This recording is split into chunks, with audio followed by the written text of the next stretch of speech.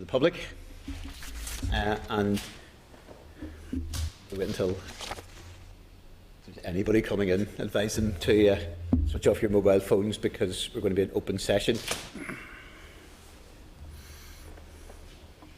Okay, and also remind members of their obligation to declare any financial or other interests in relation to today's business. Apologies, I think an apology actually from Nelson McCausland. Certainly, at the very least, he's going to be late, but I think he'll not be here. Any other apologies from anyone? Danny Kinahan, I suppose if he's not already. He's not a member of the committee. Oh, that's right, isn't it? No apology.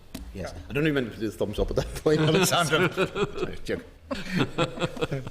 Right, next item then is chairperson's business. I haven't numbered. First of all, because we mentioned this briefly in a private session, maybe given the sort of the tragic events of yesterday in America, I think whether possibly most appropriate it might be to the university. I think if maybe just on behalf of the committee we write a letter of sympathy to Berkeley and expressing the very tragic loss of the young people there who, shall we say, well beyond school age. We're not that far beyond school age. It's terrible to see someone, people of sort of 21 and 22, their lives sort of being ended at that stage. Sorry, yeah, I'll take. Sorry, Sandra, and then. I just wanted to add, obviously, my condolences to the families of those involved. But I was out with the Enterprise Committee last year to Berkeley, and we met with Tom Bates, who was on the radio this morning. So it just, seems to be a very strong link with that area. It does, yes, indeed. That sort of things. Trevor, you want to? Yeah, sorry, it's just a question of who we're right to, really, Chair. I think that am I right in thinking that all the Irish students who have lost their lives are actually attending UCD? Correct. Yeah, I mean, I think from that point of view, if we can suppose that if UCD was, I'm sure to be right. I mean, I think there's nothing to stop us. It'd probably be very similar letter writing to both. Absolutely. On that, yeah. Side of it. If they are all students of UCD, well then, Okay. Well, on next item, I suppose on happier business. I'd like to congratulate. We have a new vice chair. So we'd like to congratulate Sandra on the post, welcome her to as Deputy Chair of the Education Committee, and also I think it's appropriate, given the fact that Danny's our outgoing Chair, that we also perhaps write to Danny thanking him for his service and wishing him all the best for the future in that regard. I believe members are agreed with that. Agreed, absolutely. Okay. Then, just suppose to advise, I suppose a couple of other items to mention to members.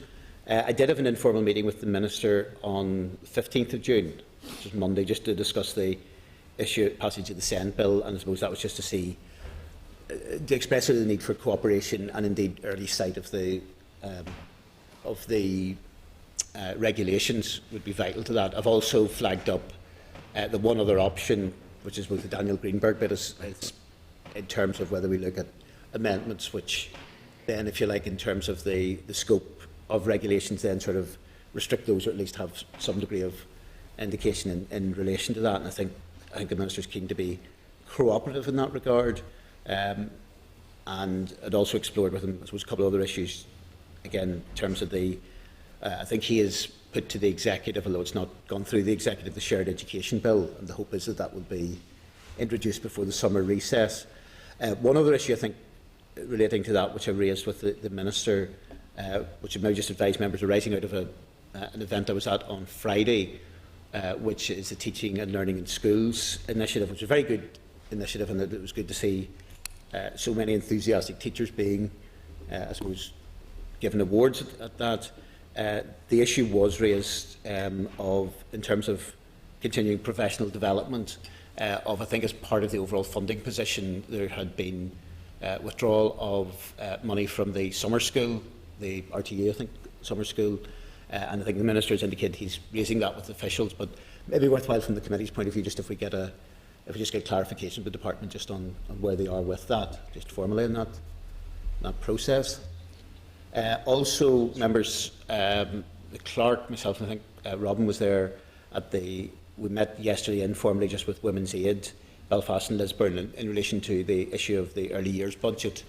And again, we were able to keep them informed of as well, particularly the situation as in the wider situation with the budget, but also that the department has put in a student monitoring round bid, has made the early years their top priority, and try to, as much as possible, obviously explain to them what the current situation is. Obviously, certain elements we're seeking further information from the department as to how. I know the department side, which I think is broadly speaking most people welcome, is looking at the changes to the early years fund to try and make sure that it's sort of open in terms of an open call, which again I think would be very difficult for people to argue against in that regard. But again, in terms of whether that's simply taking the current situation and opening it up, or whether that's change of criteria, again we'll have to await information from the department. And also remind members, I think it was mentioned, we now as a committee have our own Twitter account. We're slowly moving into the 20th century in that regard. So, but just remind members, yes, I know it was deliberate in that regard, Sandra.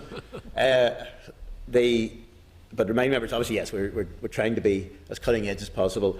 Remind members that if members will at least sort of boost up the numbers by ensuring that they follow the Twitter account, and also then whenever there are tweets that the committee is putting out. I appreciate members will also quite often put out tweets around various educational issues and issues that are coming up at committee as well, which is very welcome. But if we ensure that people are following it, then if there are tweets you feel are useful that are coming from the committee, really just encourage members to retweet those. I know various ones of us are at different stages of our technological development in that regard. So if some of you want to attach a note to a pigeon and send it out, feel free as well. But we'd really encourage people to make use of Twitter in that regard. I want to just put it on the record what the Twitter... Yes, Peter. I'll email members every week, actually, this one, so I'll email you again the link. I can't remember now what it's called. Okay. I remember my own. I'm just doing a quick search here and it's not coming up. We're all looking really What's the name of it? It's something quite abstract, I think, actually. I think it's maybe committee_education. It might be. The education service stole the good one. Yeah, No. they did, didn't it? That's right, yeah. I mean, yes, somebody's beaten us to the... We'll email you afterwards with a link to all of the our tweets so you can retweet them. We do that every week. I just put on NIA Education. NIA education. Aye. Yeah. I think that might be. Oh, I think that might be the education That's the service. wrong one? Yeah, That is the wrong flip. one. NIA_educom. Good lord. Okay. So- We'll just, so that everybody has a record of it, we will Do you email out members in relation to that. Sorry, Trevor, you're going to... No. Tweet about it. Discretion being the better part of valour in this On occasion. record. Okay, members, that's all the items of chairperson's business. I have referred members to the draft minutes, which are at page 91 of your pack. And can I get members' agreement that those are a true and accurate record of proceedings? Okay, so I'll sign the documentation. Surprisingly, we have no matters arising this week unless any members have anything they wish to raise. So I'll move swiftly on because I appreciate probably a little bit just behind time. And we've basically, I suppose, 3 presentations today on the SEND bill. So we'll invite in, first of all, Nikki with us. Hello, Kula. And welcome the witnesses. We have Kula's the Commissioner, and Mairead, who's the Chief Executive of Northern Ireland Children's Commission. And I'd ask you first of all then, remind members in terms of the papers, from page 100 onwards is that. And I'll ask maybe Kula or Mairead if you want to make a short opening presentation of maybe 10 to 15 minutes, and then there'll be some questions from the members. Thank you, Chair. Firstly, thank you very much for the invitation to come and speak with you. And also how pleased I am that this is the first time I'm giving you evidence since my appointment in March. And I hope, I'm assuming it'll be the first of many engagements with... We'll have to see Kula how it goes today. I think you're going to have me back whether you like it or not, or whether I like it or not. Definitely see how it goes. As you would imagine, education is going to be a huge focus on my term as Commissioner, as it has been over the last 12 years of Nikki's existence.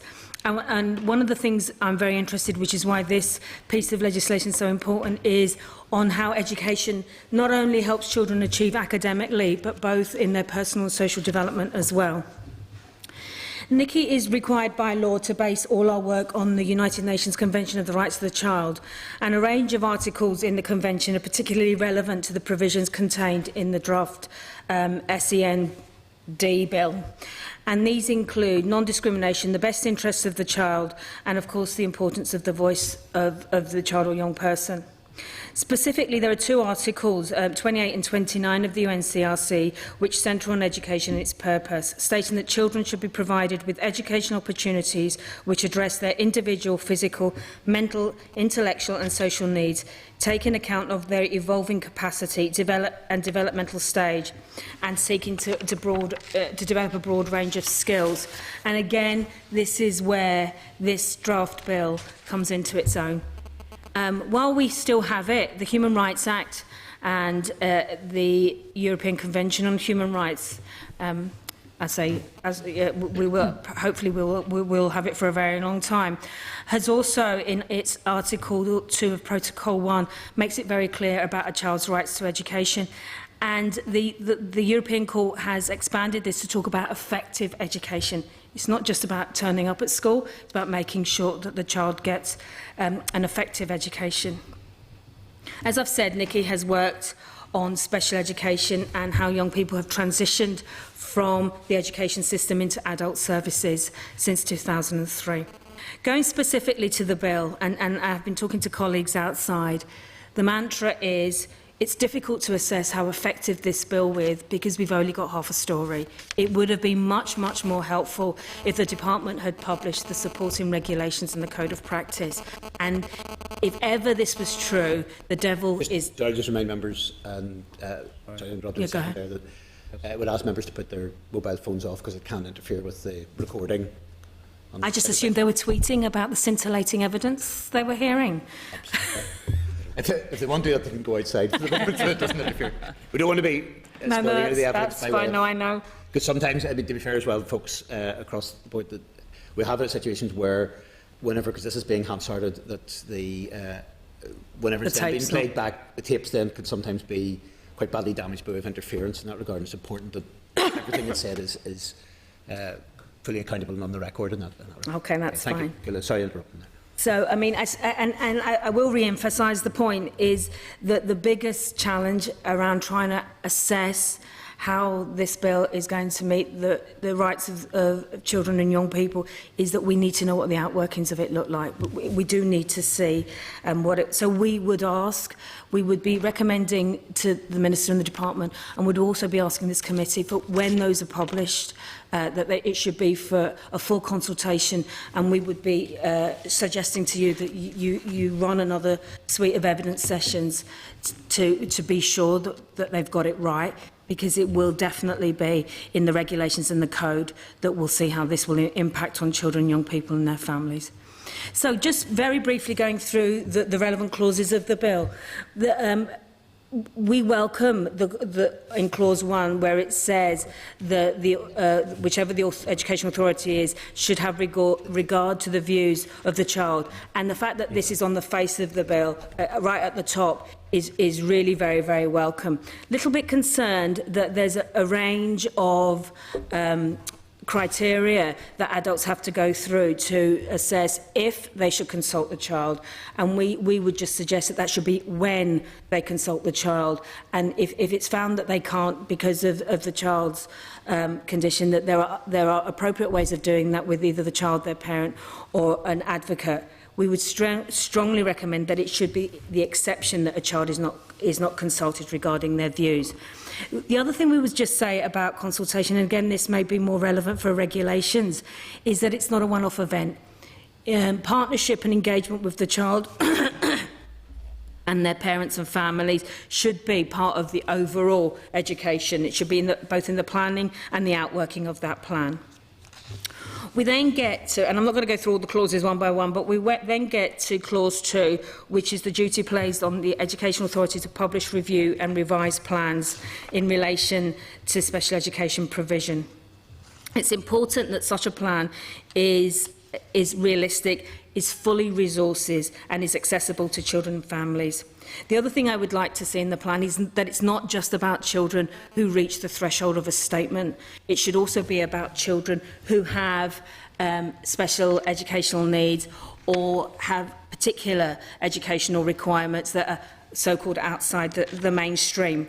So it could, as I say, include the children who haven't met the threshold for the statement, or it could include another group of children who would have what we might call social needs or other needs. For example, children who've come in and English is a second language, children who are looked after, children who have been adopted, and a myriad of other issues, as well as those with a disability.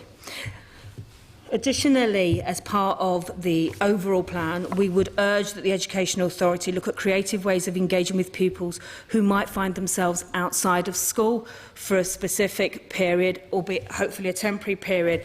But for sometimes it could be one-off events, like a child has an illness or has broken a limb. It could be their condition means that they're out of school for a while. There needs to be creative and often technological ways by which we ensure that a child meets their educational needs. And it's not acceptable to me that a child is out of school for 6 weeks, and if they can get their education needs met and that continuity, then why shouldn't they? So I would urge that within the plan, from the Education Authority, that it looks at creative methods of making sure that children get their needs met, whether they're in school or out of school. Going on, Nikki absolutely supports the placing of enhanced duties on Board of Governors for those children who have special educational needs.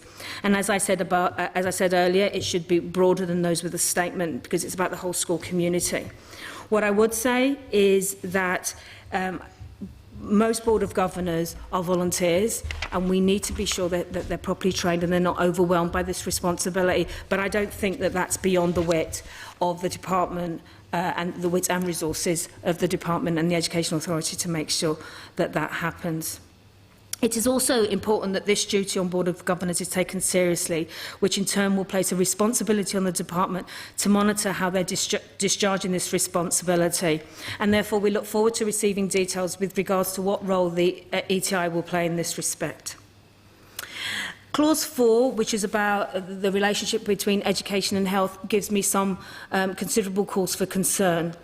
Nikki is aware through our individual casework and talking to parents and families generally, and commissioned research, of the detrimental impact on children's health and well-being generally and education specifically of ineffective cooperation between health and education bodies. And we have previously advised of the need to consider the introduction of a statutory duty to ensure that health provisions set out in the statement are met. We need a holistic plan for each child. They can't have different plans, one to meet their health needs, one to meet their education needs, one to meet their whatever other needs. And it's regrettable that this bill is suggesting a weakening of that.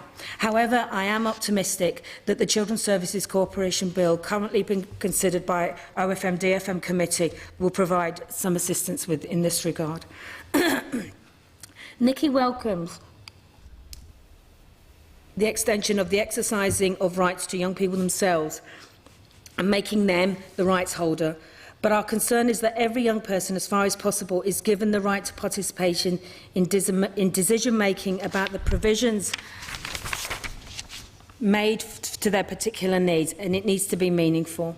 We are therefore particularly interested to see the regulations and see how those young people will be supported to exercise their rights, particularly as they get older, and whether there will be consideration given to appointing an independent advocate to support a young person.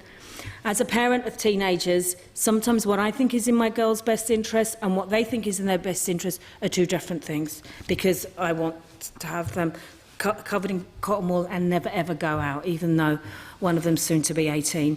I think that they are able-bodied and they have a voice, and they can voice those views. Children who don't always have a voice or who need special support to access that voice need to be given. It's not about them exercising their rights against their parents. It's about making sure their voice are heard and that people that make the decisions can balance it all. And it is about evolving capacity. Particularly, the 2008 concluding observations from the UN Committee on the Rights of the Child expressed concern about the inadequacy of participation opportunities generally, but also for children with special educational needs across the 4 jurisdictions of the United Kingdom, and in particular in schools. They drew particular attention to the lack of the right of appeal by the child to Ascendis, to the tribunal. Nikki is therefore extremely disappointed that the bill provides only for a pilot scheme for appeals and claims by children, as detailed at clause 11, which states that Department may make a scheme. We would recommend that this wording is altered to reflect the Department's strong commitment to implement a pilot scheme and to significantly reduce the proposed time scale from 10 years to a period of not more than 3 years. I'm coming to a conclusion. Nikki welcomes the provision under clause 13 around the definition of a child, where it extends it to 19 to tie it with the final school year. But we're disappointed that the draft bill does not contain any additional provisions for young people transitioning from school to further education or approved training. And we have 2 recommendations to address this issue. Firstly, since we submitted the written evidence, I personally have developed my thinking on the definition of the child for the purposes of special education as outlined in clause 13. The Nikki legislation of 2003 states that our remit extends to the age of 21 if the child or young person is looked after or is a disabled person, thereby recognising that these young people sometimes need additional support to reach the same developmental and educational milestone of their peers at 18. Therefore, we would strongly recommend that the committee considers that a provision for children falling within this legislation should extend to the age of 21. In 2012, Nikki and Queen's undertook work on transitions to adult services for young people with learning disabilities, specifically, and it demonstrated a myriad of gaps that young people fall through, including in the area of education and training. We believe it's imperative that every young person with a statement or with a disability, so just not those with a statement and those with other needs, should be offered effective transition guidance and support to ensure they are adequately prepared to progress to the next stage in their education. The initial 2009 proposals, and let's not forget how long it's taken for this process to be in train, and I am old enough to have been around in 2009 when this was originally discussed. The original proposals from 2009, the Department recommended that all SEN pupils should be covered by this, but has been withdrawn. So we're very disappointed that the bill does not extend to transition support. And this brings me to my final recommendation, which is the status of the statement itself. The statement should follow the child, regardless of whether the child is having the education and training needs met. I was really astonished to learn, since taking up this post, that the statement is actually attached to the institution in which the child is being educated. So if a child at 16 is more likely to get their educational needs met in an FE college, for example, then the FE college and Dell, as the sponsor of the department, is not legally bound by the requirements of the statement. So we can have the anomaly of 2 children getting their educational needs met in 2 different institutions, but with similar, comparable educational needs. One has their rights legally enforceable because they're being educated in school, and the other does not because they're being educated in an FE college. That's not to say FE colleges aren't doing everything they can, but we have had incidents where it's been diluted because of resources and what have you, and children are getting a very different service than that they would have had at school. We would recommend that the statement follows the child wherever they're getting their educational needs met, and I'm not saying just willy-nilly. It should be with either an FE or with an approved training provider, and I don't believe it will cost a huge amount of money to do that. So that's as much as I want to say, I think, in my formal evidence, and I'm very, very happy to take questions on this and any other issues, as is Mairead. Okay, Cuda, thank you very much for that. In fact, actually, you've been very comprehensive in your evidence. A couple of the questions I was intending to ask you, you've actually covered. Sorry. No, that's all the better. It's actually good whenever that happens. I suppose just 2 or 3 points I just want to test you out on. You've mentioned in relation to, which was interesting, you developed it in terms of the role of governors. Because obviously in your written evidence you talked about there's some concern of stakeholders you see those more or less being addressed by way of training? And just wonder, from that point of view, if you could give a wee bit more thoughts on how you would see, if you're talking about 1,200 schools out there, from the practical point of view of large number of governors who are basically volunteers, as to how you would see that being done and what level you feel that would be needed? I think I mean, both Mairead and I have been on boards of governors, having experienced, their intent being on a board of governors. It's a huge responsibility, but I do think it can be streamlined. You know, they're often quite big groupings. I don't think it's impossible that each governor with sufficient training and support, and that could include from colleagues across other, through networks and what have you, takes a focus. Because we've also been looking at bullying, and again, we would like to see that at the governor level, that interest. So I think governors would welcome the opportunity to focus on and have particular areas of interest that they are responsible for. But we need not to scare them into not, because obviously our education system relies on them for the governance. So I think with proper training and support, both physically but also through networks of other governors doing the same thing, I think that it would be welcome to focus on particular issues. Okay. Next thing I was going to raise, but I think you've covered it already in terms of the linkages between, in terms of cooperation. You've mentioned obviously the other legislation. I suppose one issue all of us are trying to grapple with of there could be the significance of putting something down in legislation by way of enforcing cooperation, the practical outworkings, and I suppose with a lot of these things, I suppose a lot of people, both witnesses and also the committee, would come from that. A lot of the details are going to be sketched in on regulations, which are going to be fairly crucial in that regard. But can I ask you maybe a different subject? The issue of department, in terms of its suggestions, would suggest they don't see major financial implications of the bill. That's something I think that you would disagree with in that regard. And I just wonder if you could outline where you see the financial implications of what potentially would be put through the Senate bill. Yeah. One of the earliest concerns in relation to the whole proposals to revise the SEN and inclusion provision was that the funding should be ring-fenced, because there was concern, and we know that there were stories and anecdotally there was evidence given to us that the special education need resource wasn't always maybe going to the point of need in terms of the child in the classroom. So I know that when we originally submitted our evidence way back when, along with all the other stakeholders, when this was all being proposed, there was concern that that would be the case. So there is a need to ring-fence the funding for SEN. I think in the current climate, and everybody appreciates that budgets are stretched, I think one of the most important things that we have an opportunity to do here is to actually change the practice. So that is very much about changing the practice of our educational professionals and supporting them, but also supporting the health professionals as well, because when we look at a statement of educational needs, it's very much informed by the medical input that goes into that, and should be, and that's only right and proper. So therefore both should be supported to be able to do this effectively, and it is about looking at that joint resourcing and pooling of resources. And this is where you get into the Children's Services Cooperation Bill. For example, if there's a mandatory obligation on both departments to cooperate together, it gives those people in those departments the freedom, if you like, to actually do this much more effectively. There will be some financial implication, which is why I said the Education Authority needs to make sure that those resources are identified.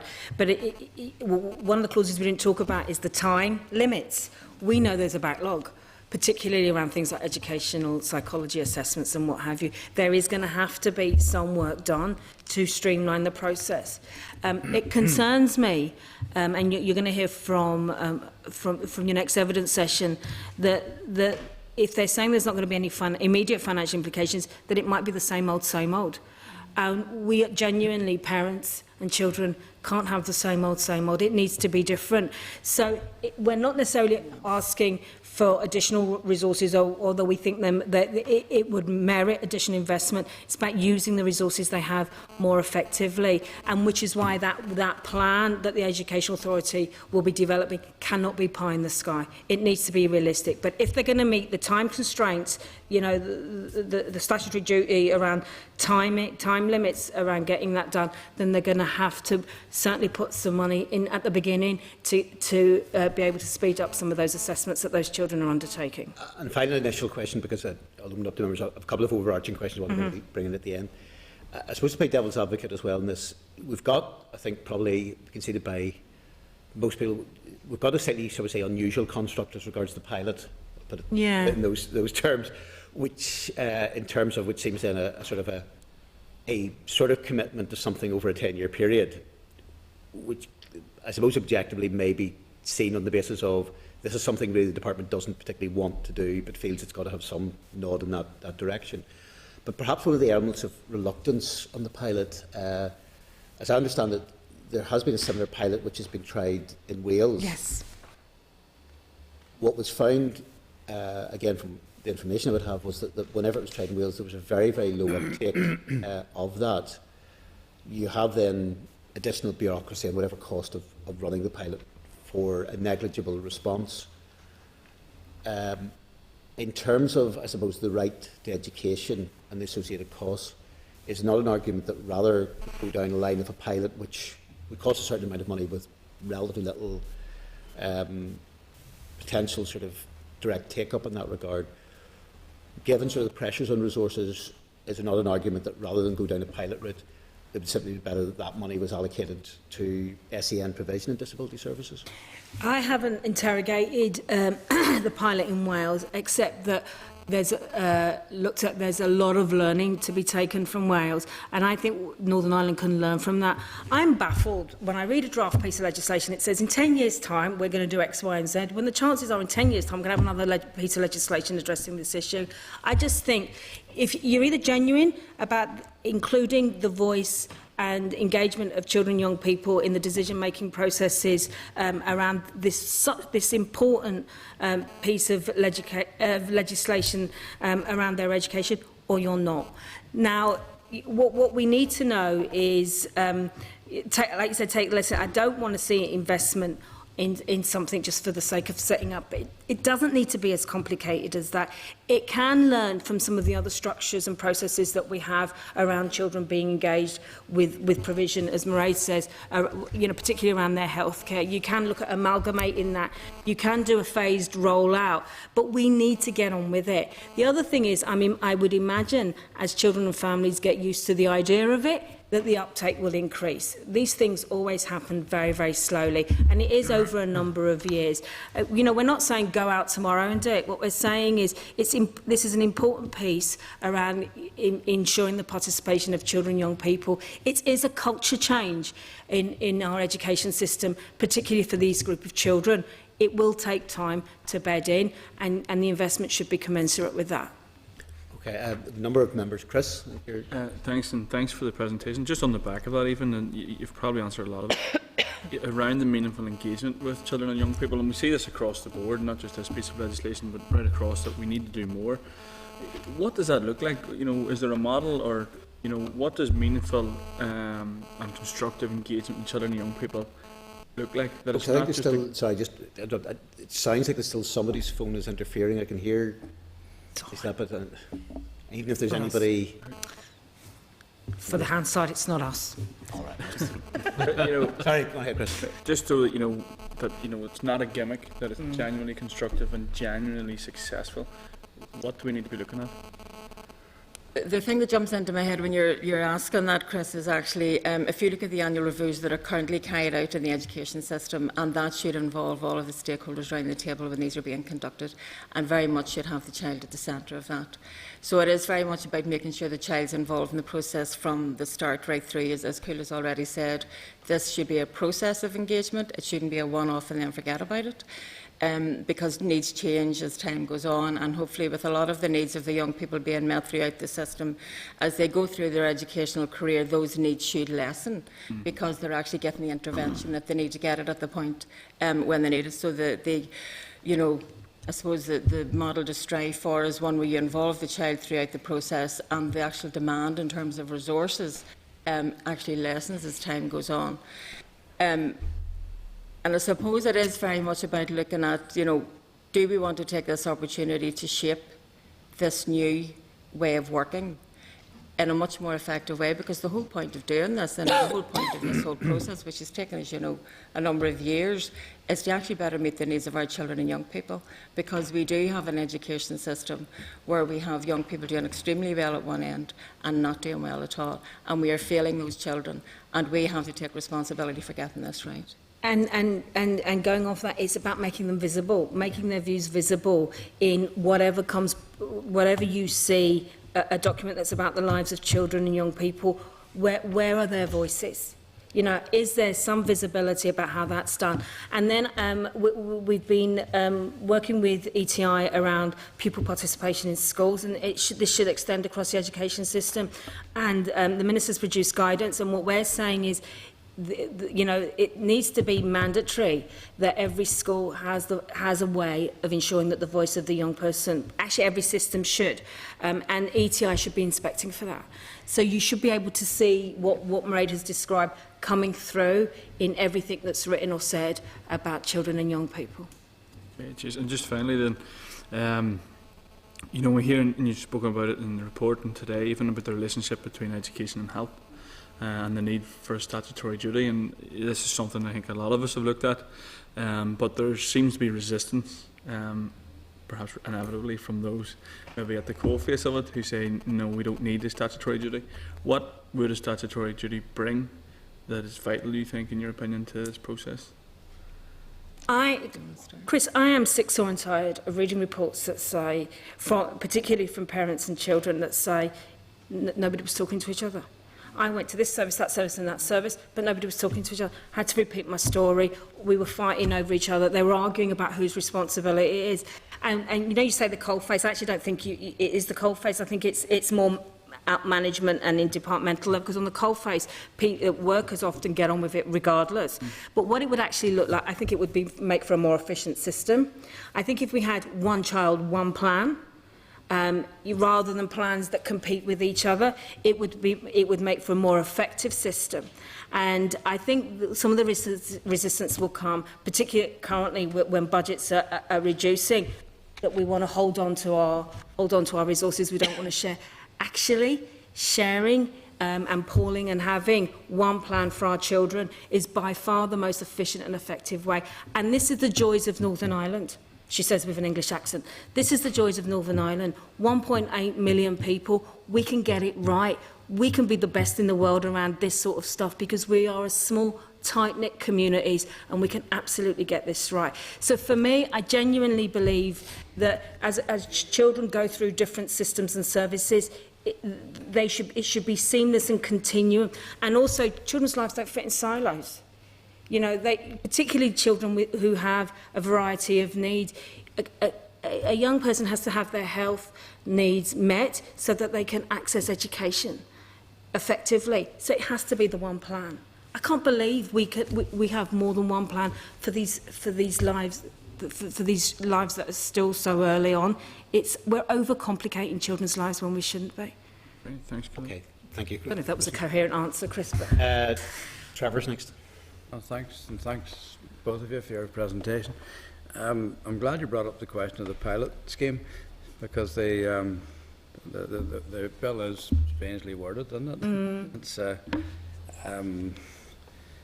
just to clarify what you'd actually want. You want to change the department may to the department shall, and you want to do away with the section's repealed at the end of 10 years and replace that with within 3 years, but you're still happy enough with the pilot scheme shall have a duration of at least 2 years. Right, that's what. Did you say yes? Yeah, well, I think, if a pilot's a pilot, then it needs to be for a set period of time and then look at how you're going to implement it. So you need to have a pilot as a pilot for a set period of time. 2-3 years would be the average. The way it is at the moment, the department may within 10 years, well, presumably after 10 years the department may not. Exactly. The way it's worded, which is kind of crazy. Can I just add as well, in support of what the Commissioner's saying, it is very important that when we're looking at developing pilots in any aspect, that we look on them as something which is going to inform the practice. Yeah. There's no point in doing a pilot if it's not going to inform their practice to the benefit of children and young people. And if it can be done in a much shorter time frame, that's to be welcomed. I think the time frame in there, as the Commissioner's already said, is much too long. Okay. Can I just go back to Clause 1, the duty of the authority to have regard to the views of the child? Again, if I picked you up right, Killa, you think at the moment it's sort of founded on the word if, and you would like to see it on the word when. I think But neither of those words appear in the clause. So just explain to me what you mean. I think they. I think the concern that we have is it's basically saying it's not strong enough at putting the child's views in the centre. So I suppose we don't want an if, we want a shall. We want it to be very clear and emphatic that the views of, at the end of the day, the customer.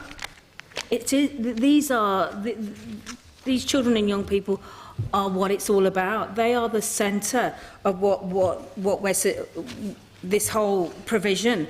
So we don't want to see any wriggle room as far as, you know. Obviously, there are some children that won't be, but they should be in the minority.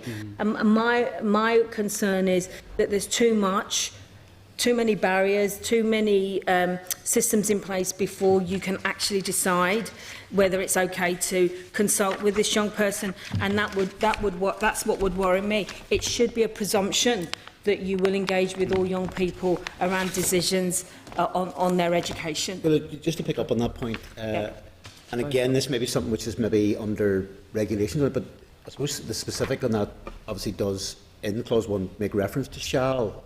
And So was I finished there? sorry, go on ahead. I was saying, just clarify.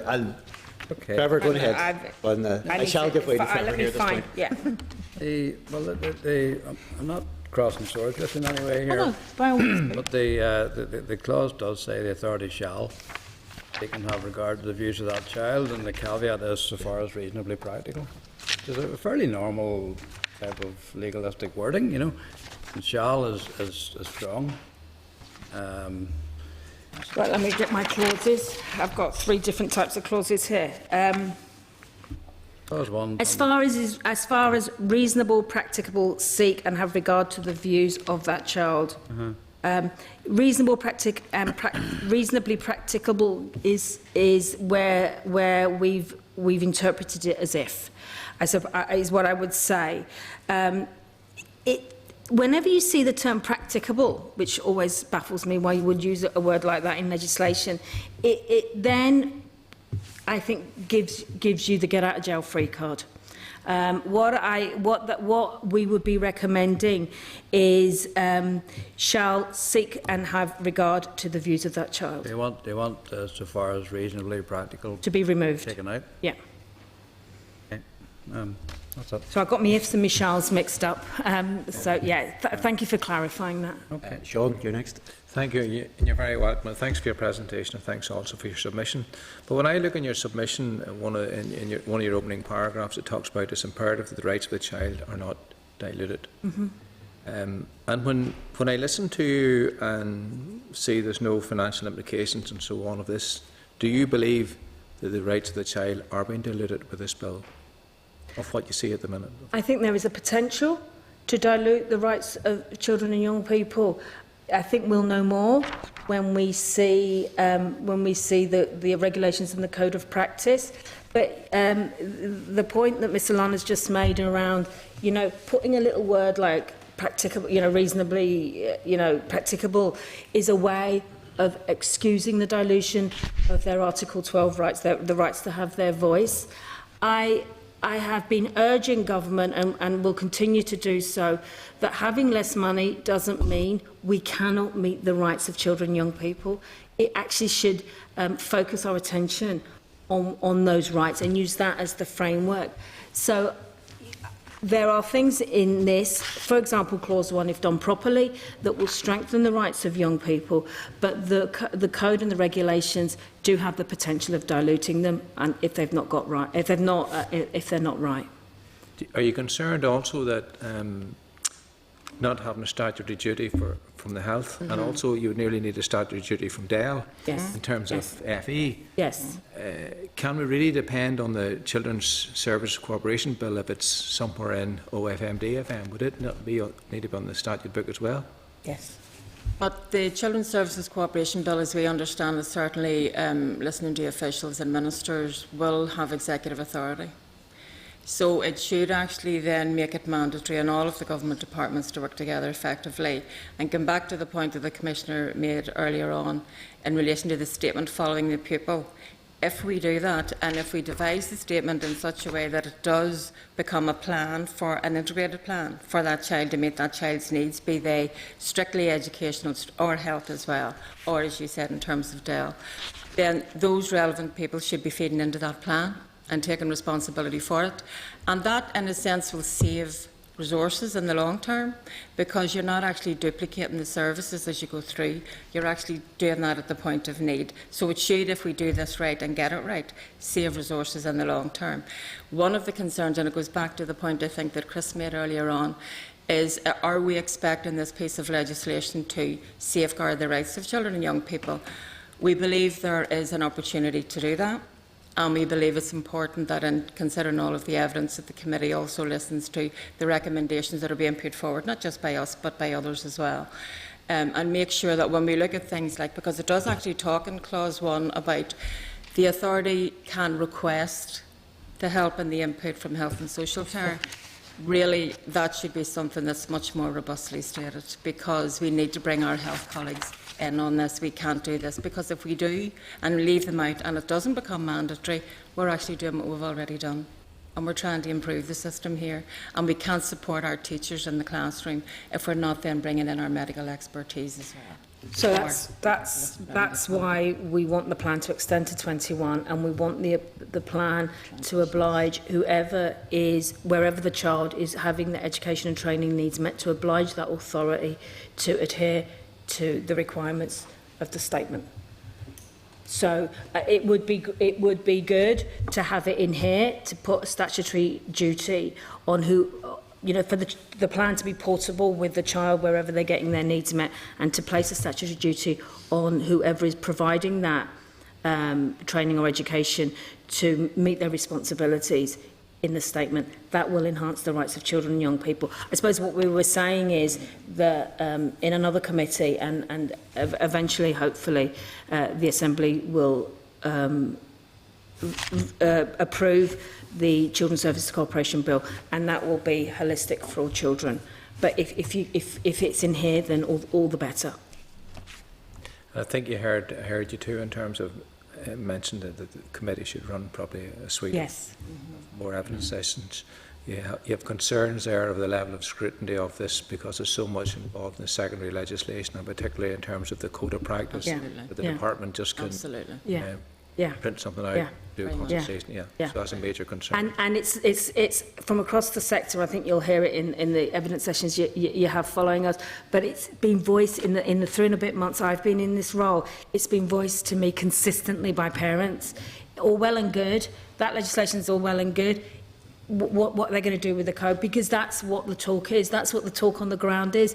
That's what the talk is in schools, in classrooms, and when parents meet, that this will be diluted. And the other point is that we need to have proper services and provision for children who don't meet the threshold for a statement, because there are a group of young people whose education needs aren't met. But I really would strongly, in this case, more than in any I have seen, I would strongly recommend, and I certainly will be doing it as Commissioner for Children, but close scrutiny and assessing the outworking of the regulations and the actual code of practice with regards to a statement. You know, That's something really as well. I important. think It's regrettable they didn't publish the 3 in tandem. I was going to say, obviously, it's something we'll be coming back to, I think, towards the end as well. Sandra, thank you. Thank you, Chair, and thanks very much for all your presentation on your views on this. I thought it interesting that you said the statement should follow the child or belong to the child rather than the institution. How do you feel that would work? Bring him in after Sandra. You know, how do you foresee that happening? Like, who owns it then? The child Yeah. owns it, so Yeah. who drives it? Well, if we have a statutory duty for whoever is providing, is providing the education, obviously there would be a main named provider. So if the child moves from education, from formal school education, then it's the school. If they then move into a Dell run, whether it's a training scheme, an approved training scheme that's approved by Dell, or an FE, then it should be owned, or the responsibility to deliver on it should pass then to that relevant authority. But it's the child's currency to a service. It's their payment. It's basically the way they say this says I have to get my needs met. I don't think this will be overly expensive. I don't think it'll add huge amounts to the Dell budget in view of how much they're already doing for young adults with disabilities. I just think it will need that they refocus it a little bit. But the child owns it. The child and their family should always own the plan. It should always be, it's their rights, they're the rights holder, and this is a piece of paper that says they have their rights to a certain type of education. It should then pass, it should be then revised, and the key person responsible for delivering on it should then be adjusted accordingly to wherever the child is getting their training or education needs met. And I suppose then that's why it follows through to your appeals process, because then they have a responsibility to enforce it or to hold all their staff account. Yeah. Okay, I think, Trevor, you wanted in just on the point there. Well, I wanted to go back to clause 1 if I could. Are you going to go ahead. And then. Right, I'm ready for you now. The UNCRC you referred to details the child's right to express their views. Is there any, I haven't read this document, is there any caveat in that, or any, does it make any suggestion as to if it's reasonably practical or possible? You are going to get me on this, aren't you? Right, okay, let me, I do have it in front of me. Yeah. Do you want to? Yeah, while Cooley's looking, one of the things obviously would be in terms of the capacity of the child. And it would very much have to be, as Cooley's already said earlier when she was given the oral evidence, it is very much about looking at the needs of the child and taking the views of the child into account in accordance with Article 12 of the UNCRC, as you say, but also making sure that that child has the capacity to do that and to facilitate that in terms of their needs. When you say making sure that the child has that capacity, does that not mean facilitating the UN Convention on the Rights of the Child is quite clear. It doesn't talk as far as is reasonably practicable. The child, in its paraphrasing of the 2 paragraphs in that article, it says the child has the right to express his or her opinion freely and to have that opinion taken into account in any matter or procedure affecting the child. Mm-hmm.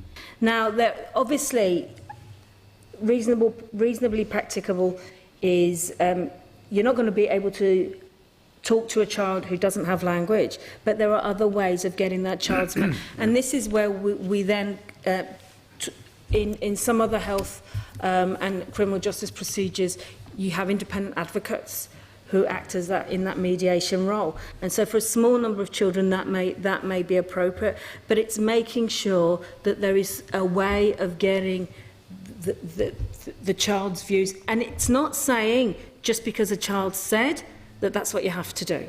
It says having taken into account, because what overrides that is our responsibility to ensure their best interests are met and all the other, and it's what I call the chips for tea syndrome. You could ask the child they want chips for tea every night. It's not in their best interest, but you have that conversation with them. Okay. No, I'm just to know the UN committee does not have a get out of jail free card. I'm not disagreeing with you. I just wonder, and I think we'll have trouble getting the department to withdraw that wording. And I'm wondering even if it said the authority shall seek and have regard to the views of that child, and then at the end caveat that in some way.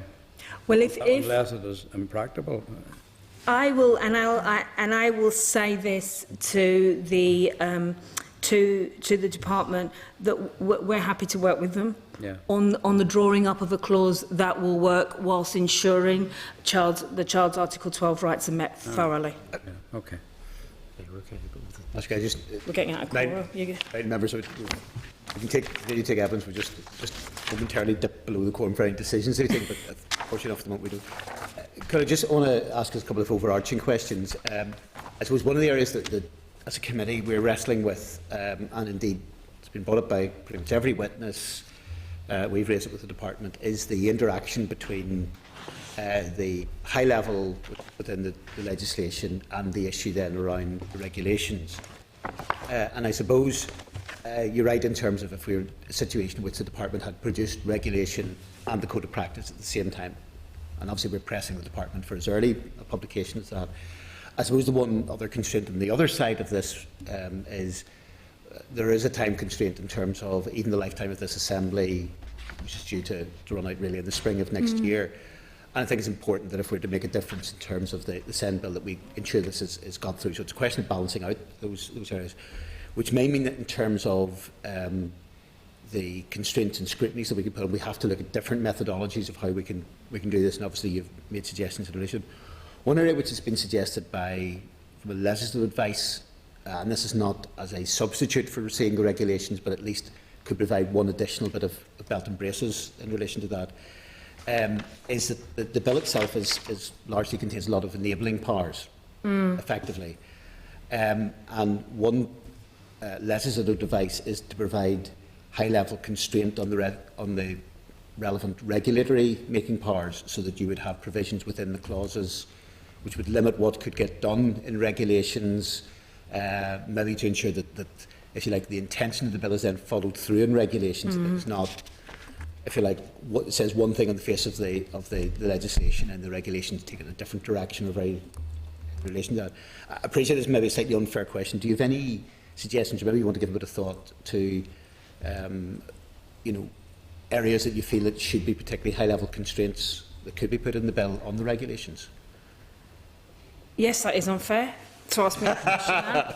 But And from that point of view, therefore, No, if what there I- are issues you want to come back to, I think, which is why we're talking about some of the things we've just talked about, Clause 1, and also around the duties on the Education Authority about what the plan should look like, the pilot, the extension of the age. I think it would be welcome to tie down as far as possible without hamstringing the department and the Education Authority and schools with regards, but it would be helpful. And again, we will go back and we'll have a bigger think about what that might look like, which is why this bill needs to be as strong as emphatic as it can be for a piece of legislation to make the regulations quite clear. But even if you put something about thorough and proper consultation with regards to both the introduction and the review and the revision of the regulations and the code, that would be helpful. But getting into the minutiae of what that might look like, because once you get in with drafters of legislation, it's like another universe. But we would absolutely be very, very happy to work with the drafters on relevant clauses. And again, this may be something, because it's not something we can deal with possibly by way of amendment, or may not be, but maybe at least something we can make by way of recommendation. There's obviously the issue then below the regulations of the code of practice, which doesn't at the moment then directly require any form of assembly procedure, because it's not on that side of it. I presume you would agree that there may be value then in adding some level of procedure to that, to ensure then that that's... The code is what's concerning parents that I've spoken to the most, because that is the operational outworkings of this. And again, we don't want to tie the hands, but I absolutely think it needs to have some sort of regulatory framework and statutory mandate around that. Okay, the final question just we're going to ask, which is not directly at Descend, and I appreciate because of the time constraints, I'm going to ask you maybe to make a comment, but we're not in a position to ask you any questions, and there will be an issue we're coming back to. Is obviously, particularly in light of recent events and with the very sad death, particularly in Tyrone, and also looking ahead that we believe probably in the autumn, the Department will be producing legislation on anti-bullying issues. I'm just wondering maybe if you want to make an initial comment as to where you see situations at present on that issue. I appreciate it's outside the remit of the SEN, but it's not outside the remit of Nikki. No, that's why I'm asking. Course, yeah, I'm very we don't have time to question you. And very happy to put on record that we broadly welcome the notion, and we have made submissions to the department to that effect, that we broadly welcome the notion of having legislation with regards to bullying. We would welcome the idea of having a clear definition for bullying, particularly as it relates to school, and then a proper set of procedures with, guiding schools as to how they should address bullying.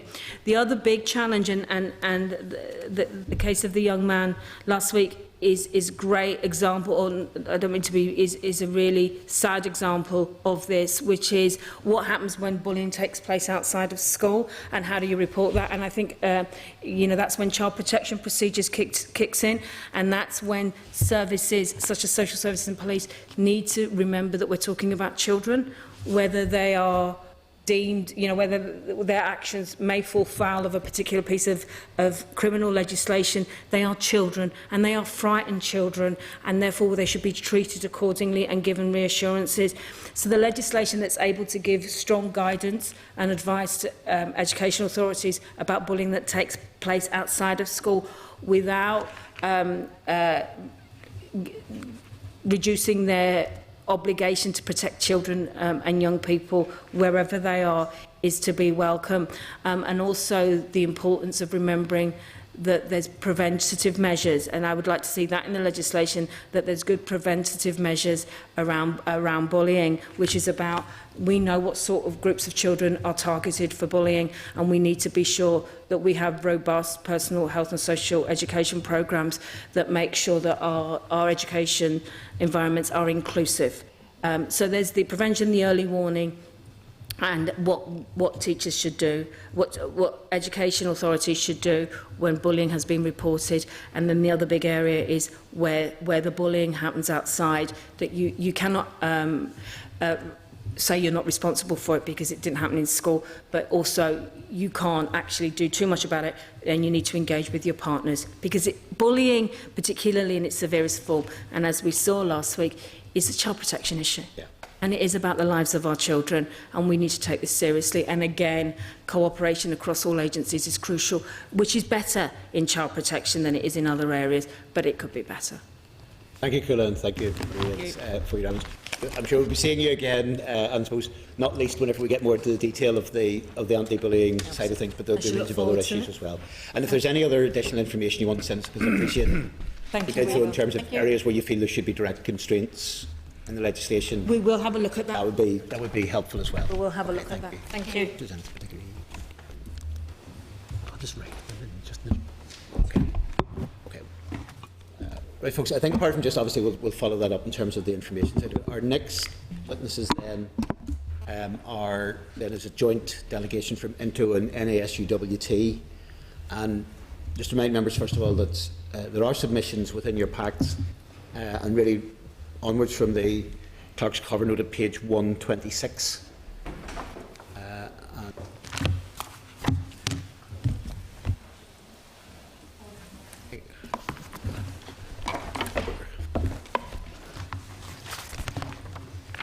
I'll welcome then our witnesses, and I suppose from right to left we have Caroline McCarthy, who's the INTO representative of the Belfast area, Barry Dorman, who's the INTO representative for the southeastern.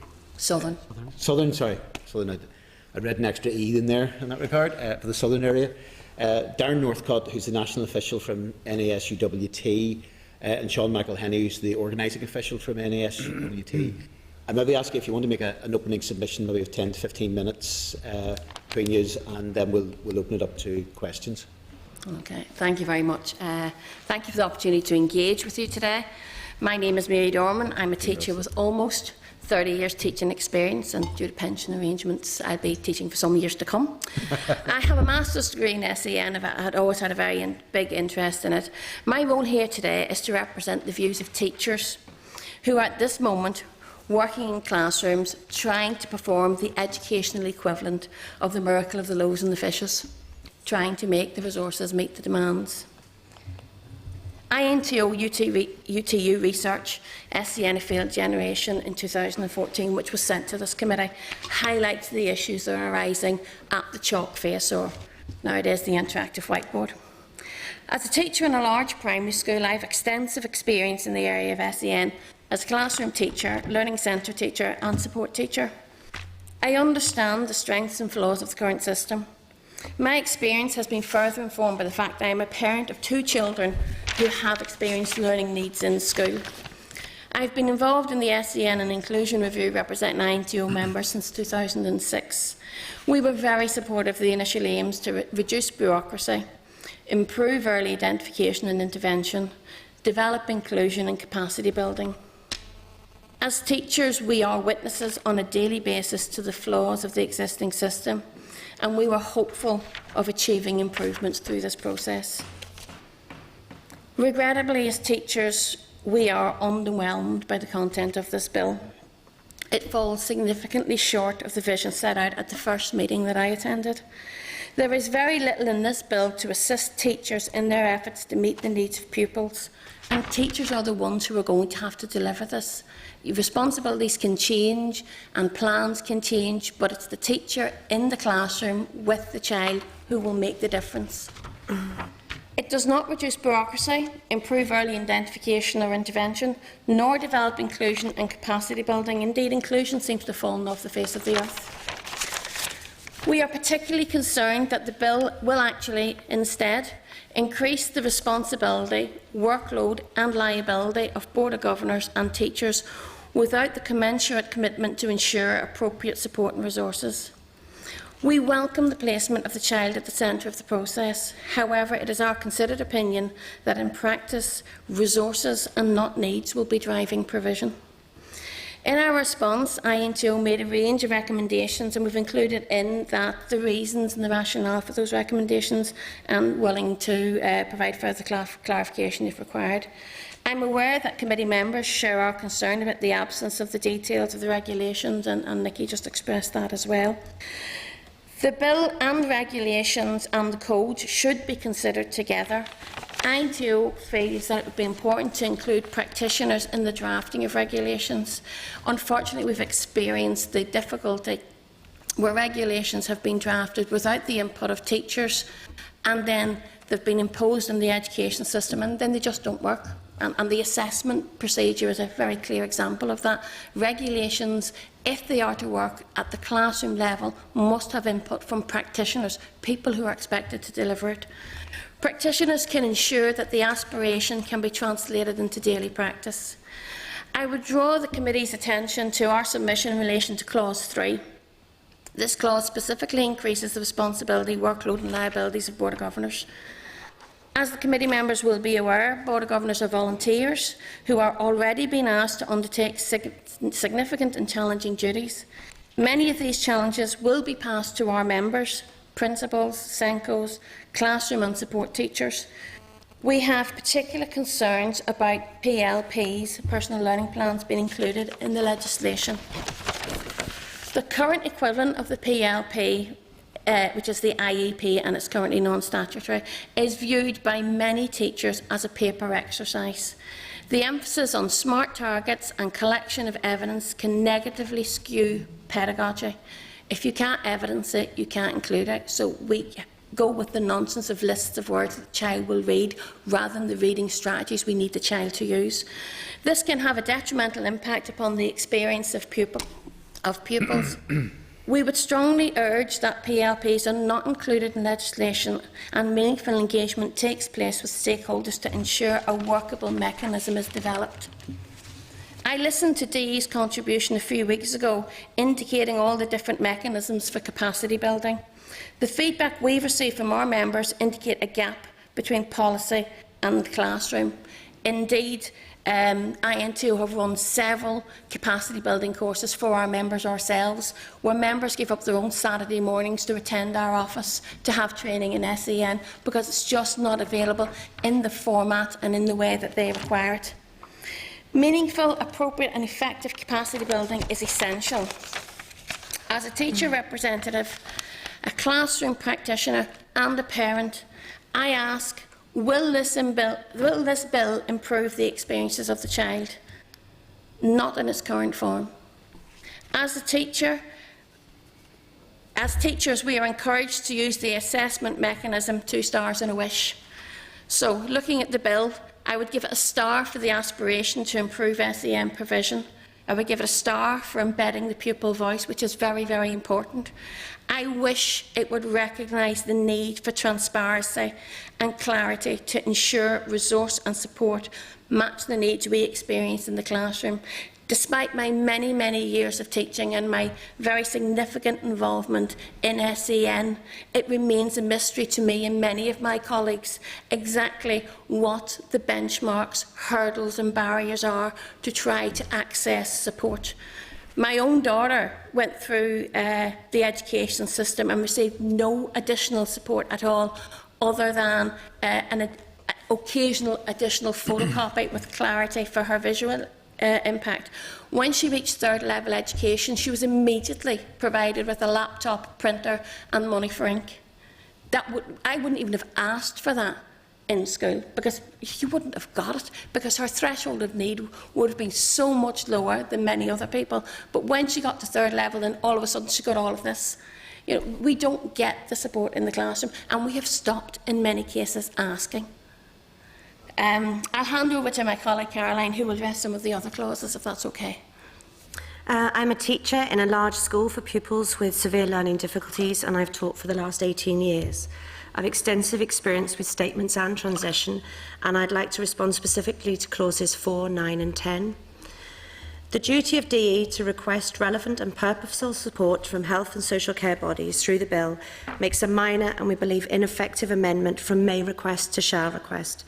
The opportunity has been missed to highlight the education authority and teaching belief that real, effective, accessible, specific and quantified input from HSC bodies is essential to the educational development and individual achievement of a majority of pupils identified as having SEN and the supportive teachers necessary to nurture this. To illustrate this point, I'd like to take you into the classroom and the best efforts of teachers to meet individual and often challenging needs of some of our pupils.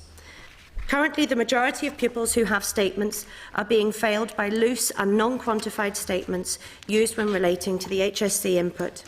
In my own experience, wording that has become common includes will have access to speech therapy. DE refer to the importance of measurable outcomes on the statement. The necessary therapy input identified is apparently, however, exempt from this. At this point, the statement fails both pupils and teachers. The bill should be specifying the obligation for HSC bodies to identify outcomes that would enable the pupil's learning to reach its full potential.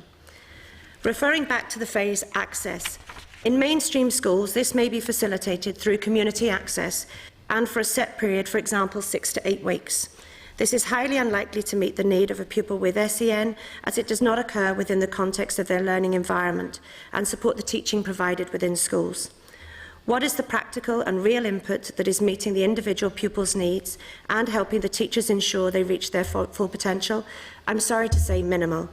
However, the bill should be outlining the obligation for HSC bodies to work in a coordinated way. The requirement of input identified on individual statements are not separate issues. They are inherent in the overall teaching and learning for an individual pupil. Within special schools, we do have access to the HSC support. In my own school, for example, approximately 2 pupils have access to 1.6 full-time equivalent OTs. Their statements can be said to be met. We at least have the opportunity to benefit as teachers in a special school setting of being able to consult directly and refer issues as they arise for individual pupils to qualified therapists on site. And yet there's so much potential. Statements should at the very least be transparent documents that outline to the parent and the child or young person what they need to develop and attain identified outcomes, and this is best achieved through a joint holistic approach between education and health. I'm fortunate in that I have experience in my school setting to see the impact on teaching and learning experience for children and young people with a focused approach. Non-verbal pupils, or with those with limited communication, can be given a voice through targeted communication programme of speech therapy, assessing and identifying the best augmented communication aid. There are a huge range of options available to meet most individual needs. Without a voice, a pupil may display challenging behaviours, frustration, or withdrawal from education, a limit to their progress, despite the best efforts of the teachers and support workers around them. With appropriate support, pupils with delayed speech may still develop their full potential. There are key skills introduced by speech therapy that need to be brought into the classroom. Occupational therapy supports pupils with sensory needs, for example, the spectrum of ASD, learning difficulty, global developmental delay and cerebral palsy. Individuals may benefit from sensory diets, a technique developed by occupational therapy. There's also sensory integration and physical changes to the learning environment that can enable the pupils to become active learners. Simple techniques or tools which remove barriers to learning and enable active participation in their day amongst their peers. Teachers can implement and support within the classroom, but we are failing the pupils if they are denied the professional input necessary. As inclusion becomes a greater part of the mainstream system and numbers of pupils with SEN increase, it is essential that we get the provision right, not just for the pupil with SEN, but also their peers in the class. Barriers to learning can also be barriers to friendship. We're all aware that the resources available to education from HSC have been dramatically impacted by budget cuts, not just of recent years. But introducing a bill that does not aspire to achieve the optimum for our pupils feels like education is being shortchanged. It has already been outlined at the committee at previous meetings that an effective HSC provision is central to the educational development of a significant number of SEN pupils. It should therefore be central to statements where appropriate. Parents are currently fighting for provision if they know about its benefits for their child. Teachers are requesting support and referring if they know about the potential therapy input available. All of this is dependent on them knowing availability and the positive impact on teaching and learning. Currently, there's not even a luxury of a postcode lottery, a school lottery, but possibly a pupil lottery on what is available. DE have outlined the meat on the bones will be eventually delivered through regulations and the Code of Practice. As the Chair has highlighted at a previous meeting, the committee signing off on the bill is effectively a blank cheque. Teachers in classrooms are all too aware, as pupils with SEN are sitting in their classrooms, that at times they do not have the tools necessary to meet their needs. The negative impact on workload for teachers and stress is apparent to everyone that asks them. Coordinated and quantified support from HSC is essential. The SEN bill fails pupils if it does not aim to achieve this. I'll now briefly cover Clause 9 and 10, though with no less weight. Pupils of non-compulsory school age are recognised as being entitled to continued educational support. For this, I commend DE for highlighting and specifying within the SEN bill. As a special needs teacher, I'm very aware of the essential teaching and learning that can occur for these students during these 3 years. It is not an understatement to say that it transforms futures. Essential skills are focused on to enable young people to reach their full potential as productive and included members of our society. The long-term potential is priceless and will hugely benefit a significant number of young people. The bill does not, however, outline how and where this provision will be. Within the special school sector, provision to 19 is already being delivered or being introduced in a number of schools. However, what about the pupil in the mainstream system? Are they to be re-diagnosed with a more severe or moderate learning difficulty to access the special system? Will mainstream schools be committed to facilitate an educational provision that has in the main previously not been part of their remit? How will this be facilitated? How will it be financed? How will this be staffed? More questions arise due to the lack of detail in the bill. Again, we're waiting for regulations and codes of practice to specify this. Will it be workable in the school and class setting? I'd like to very briefly share with you a story of a young man. We'll call him M, I know well. He was 16 on the 6th of June. He has moderate learning difficulties and ASD. He is in a mainstream school with support from a learning support centre. That school does not have the facilities or resources to provide his education beyond the beginning of June. He has left school with Essential Skills Level 1 in numeracy and literacy. His options have been limited to accessing special school provision or TEC. If he had gained Level 2, he would not have been entitled to the SEN support available at TEC. The option chosen by M and his family, after much stress and turmoil to all the members of the family, though M's learning disability actually protected him from the gravity of the decision, has been TEC, and I wish him a successful and productive final years for his education. The support that was outlined as essential through his education to date will, as outlined by DE on the 20th of May, not be carried out by DEL. This poses concerns for me as a professional, knowing how essential the correct support is to ensure the full learning potential of every pupil, regardless of level of need. The empowerment of young people to seek assessment is dependent on whether it ensures provision suitable to meet their needs. The concerns regarding the current effectiveness of the system by the Children's Law Society in the case of LC would raise questions about the actual accessibility of this option. The devil is in the detail. Without the regulations and code of practice supporting the Ascend Bill, the committee and the stakeholders cannot be sure about the real impact on the educational provision to the pupils it aims to support. Okay, Thank you for your time. Okay. Is there anything you want to add, Darren? I just really appreciate where. Sure. Do you want me to just make some very brief yes, very comments? briefly, I mean, just appreciate related. we've got to be fair to all the submissions and all the witnesses. Of course. And I think our colleagues here have set out some very real concerns. And obviously, as well, we have the joint submission as well. Indeed, we would share those. You've had our written submission. I don't intend to plough through that, given the time, but I'll just highlight some key issues about the bill that we've raised that might be of interest to the committee, if I may.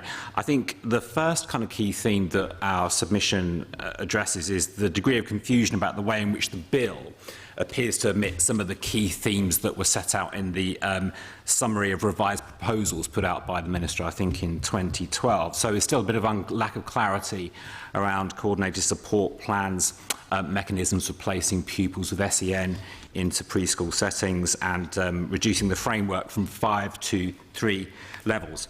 Those are important areas, and I think it's critical that everyone within the system is clear about what the direction of travel is going to be. Just also to echo the comments made by the Commissioner earlier, we are also concerned that you've got a bill that's been published, but there's no accompanying code of practice or no information about what the subordinate legislation will contain. It's very difficult to assess the bill properly if you can't place it in context, and you can't do that, particularly without the code of practice.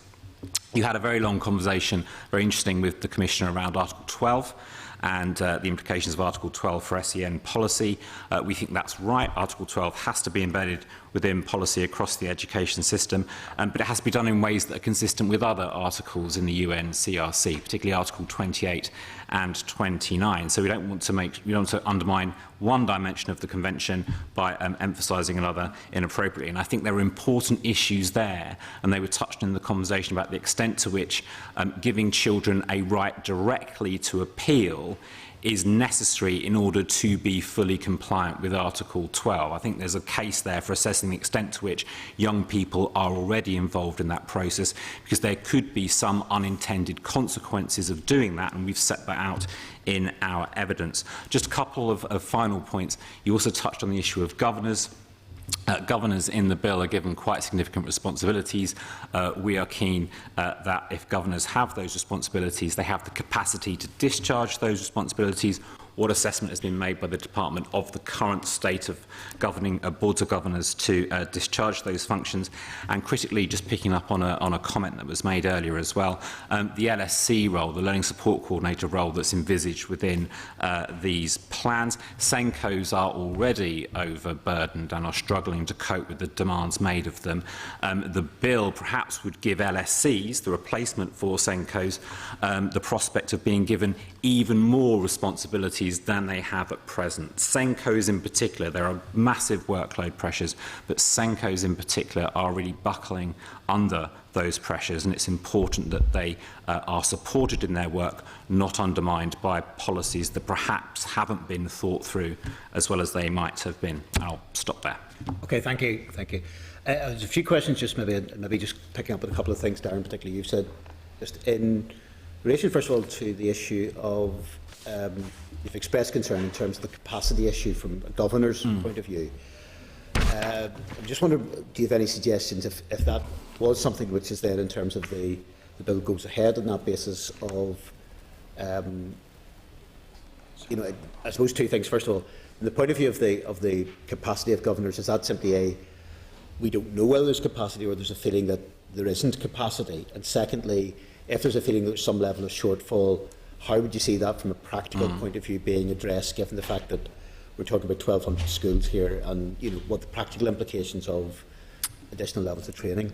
That's a really important point. I think in 2009, when the department consulted on its initial proposals, I think there was almost unanimity amongst all respondents that governors would really struggle to have the capacity to undertake the responsibilities envisaged for them. So there's a wide sense across the system that governor capacity is a critical issue. I think there are two ways of addressing it, frankly. You can either decide that you're going to give Board of Governors these responsibilities. That's a legitimate option to choose, and there are good reasons for doing that, local knowledge, local understanding, so on and so forth. I think the issues around capacity relate to time. What time do governors as volunteers have to discharge these important responsibilities? And the second one, I think, is training. How well supported, how well informed do governors feel to undertake important responsibilities? I think the idea was floated of having a specialist governor looking solely at special educational needs and mandating that. That's an idea that's been tried in other jurisdictions with some success. I think, though, assessing the capacity of governors to do this work is critical, because if we reach the conclusion that we don't think within the foreseeable future that governors will have the ability, the capacity to discharge these responsibilities, perhaps we need to look at locating those responsibilities somewhere else. Okay, and then the next issue, obviously, which you touched on, and also Anto's made submissions, is around the issues of clauses 11 and 12. Obviously, you've expressed concerns on the basis of there could be an undermining of the appeal mechanism, and also, I suppose, a scepticism, at least as regards to the pilot scheme. I think certainly, possibly both unions have suggested actually that those clauses perhaps should be removed, or at least the pilot scheme should be removed. I just wonder if you could maybe explain the thinking of where you see the concerns on those. Just very briefly, I think both submissions were made sort of similar points on this, but I think essentially our concern goes back to a point I made at the outset, is that as I understand it, clauses 11 and 12 are responding to an interpretation of Article 12 of the UNCRC. i.e., if we don't do this, we are not going to be compliant with Article 12 of the UNCRC, and that, I think, relates to the assessment that was done of the UK's compliance with the UNCRC, all four jurisdictions. I think our argument is that, first of all, it isn't necessary. If you look at the wording of Article 12, that does not require the right to individual children, particularly very young children, to have a direct right to appeal and to represent their own interests in that particular way.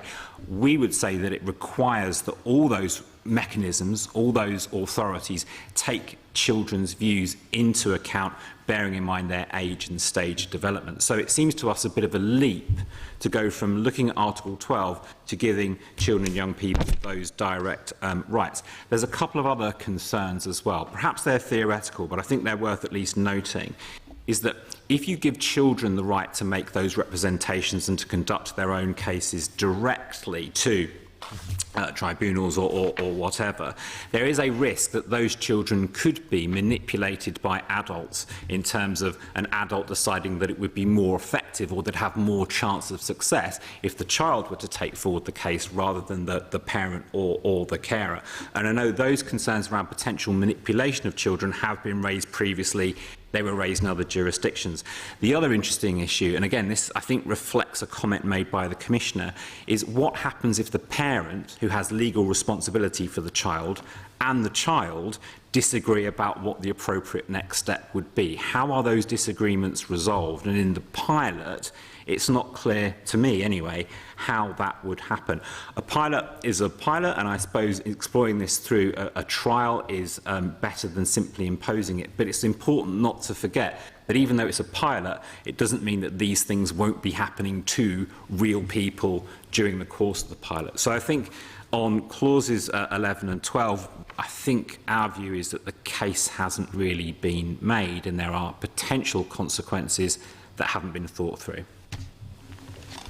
Okay, you can ask, and I suppose Mary had raised the issue quite specifically on the inclusion of PLPs at particularly at, if we're looking particularly at the early stages of 1 to 3 on it. I'm just wondering if we'd reach a stage where, say, PLPs were not included in the bill, what your thoughts were on what protection should be put in place for those children at stages 1 to 3 if you're not covering it by way of the legislation of PLP? A piece of paper won't ensure a child gets services. A piece of paper just ensures that there's a piece of paper. That's all that guarantees. It is the actions and the outcomes that's going to be much more important. At the moment, even as it sits, the IEPs have become more important than your delivery to the child. So you spend your time, you look at what your IEP is going to be, and then you decide what you're going to do with the child, instead of looking at the child first and then generating the programme to follow the child. The emphasis on PLPs, if they become at this stage in the statutory part of the legislation, will just make the paper become more important than the child. We've all seen how the chase for evidence can totally distort what's happening. And one of my main beefs is you can only include really on an IEP something you can then produce a paper evidence for. And anyone involved in education will know that some of the most important learning will not produce a piece of paper as a piece of evidence at the end of it. And it is about attitude and trial and error and effort and a lot of verbal communication stuff that's going in, and that cannot be evidenced. And it's just that it skews the pedagogy. I would like teachers to look at the child, decide what needs to be done and teach the child. Instead, what we're doing is we're looking at the evidence, and that's what my concern is. I'm not saying that there wouldn't be an IEP. What I'm saying is to put it in statutory legislation and to make it that piece of document. That then becomes an official document, and you don't have the same freedom to work with it as you would do with your own piece of paper. Okay, and the final question I'll ask, because I know a number of members want in, just on Clause 1, and I suppose it's interesting from what we heard earlier from Nikki. And I suppose looking at your submissions, I suppose a couple of conclusions could be drawn.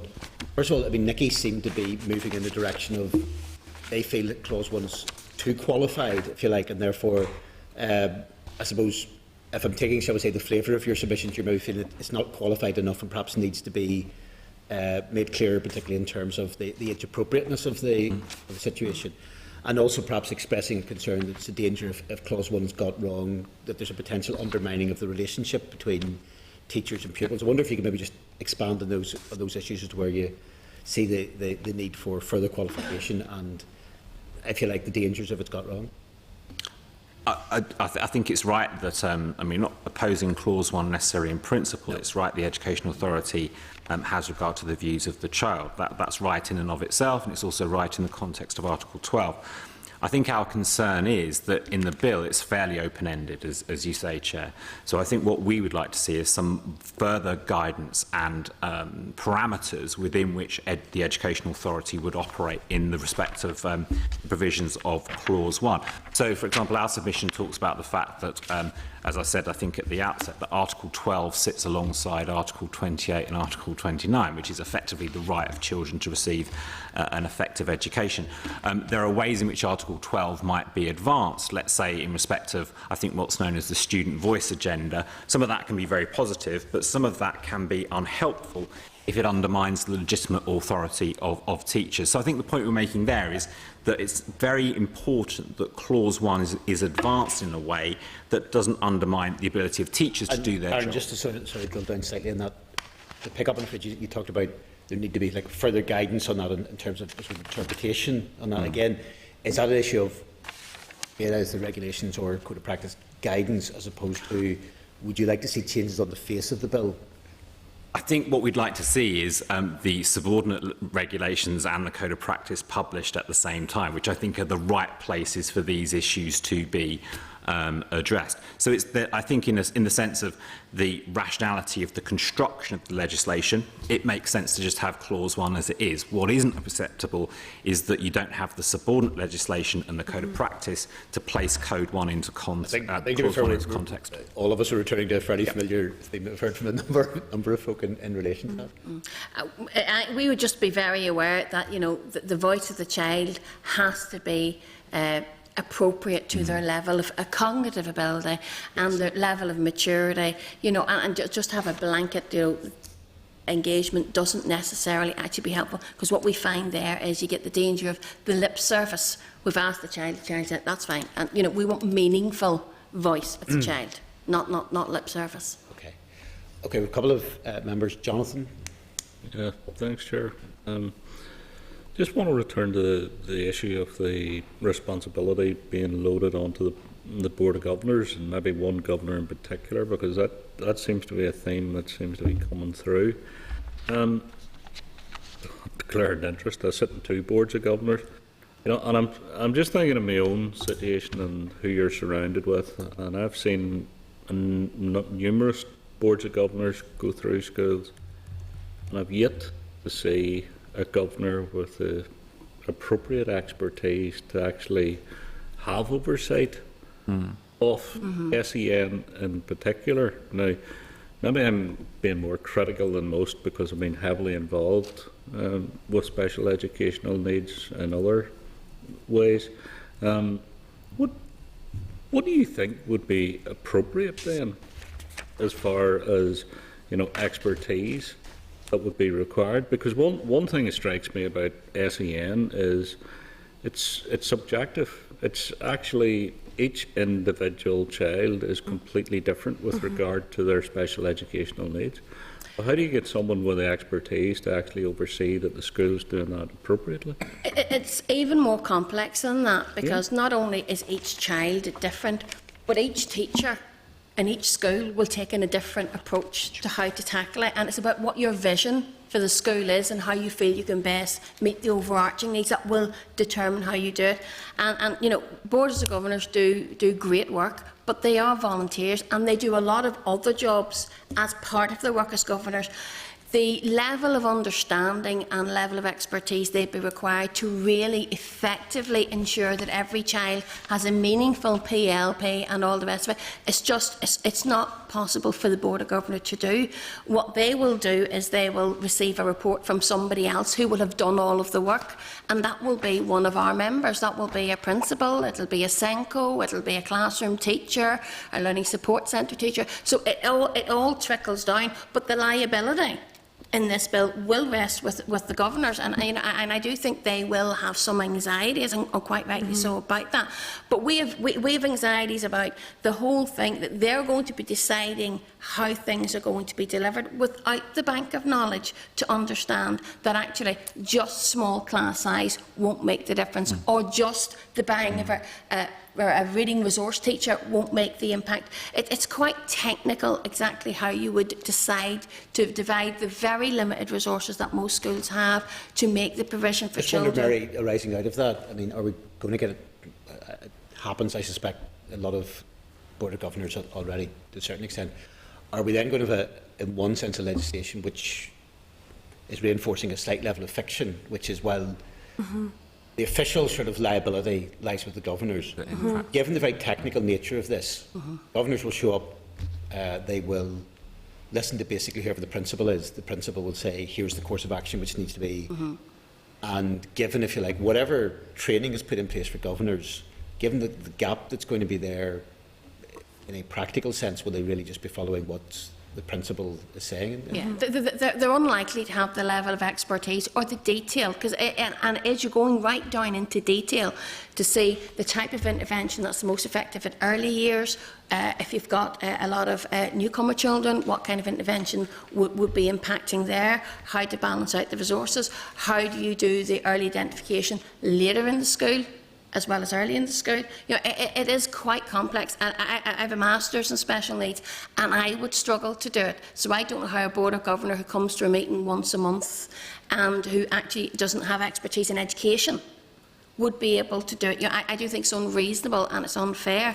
I do know a lot of Board of Governors rely very, very heavily on the employer support, in CCMS, maybe a CCMS officer who would do some support to Boards of Governors, but again, you'd be relying on them having the expertise in that area, and most of those actually struggle with acquiring the right amount of expertise in employment law and that kind of area, rather than working on special needs, which is a bit of a Cinderella area in most schools. Yeah.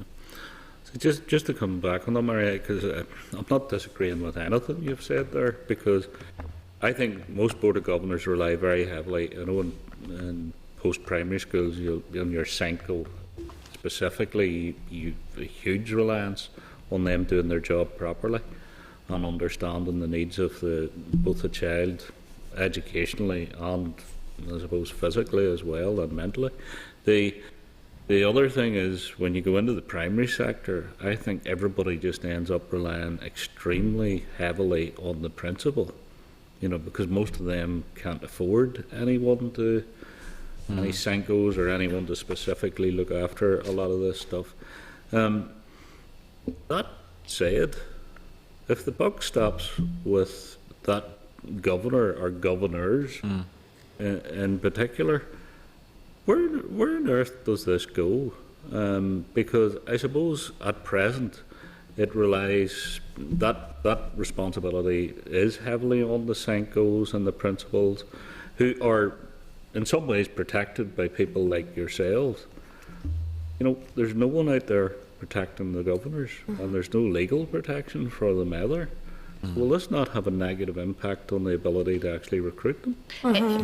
We would envisage it would certainly make them unwilling to volunteer to be the SEN governor, because they would have particular issues. Do you know what I mean? I know there was a governor already appointed with child protection responsibility, but while that's a very challenging and difficult area, it is a smaller area to deal with in terms of what SEN would be, because it's very, very complex. Yeah, because Mary, the one thing I understand about SEN, that's the one that is challenged constantly. Now, at present, it's challenged constantly by parents, Chair.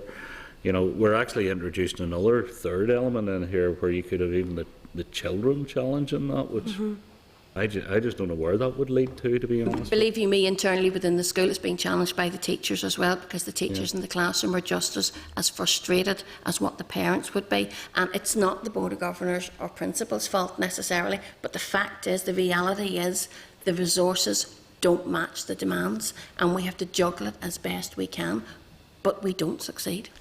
Okay. Thanks, Chair. Thanks for your input. I'm just going to have a clause 1 day today. Something that looks so simple is clearly going to exercise us quite a bit.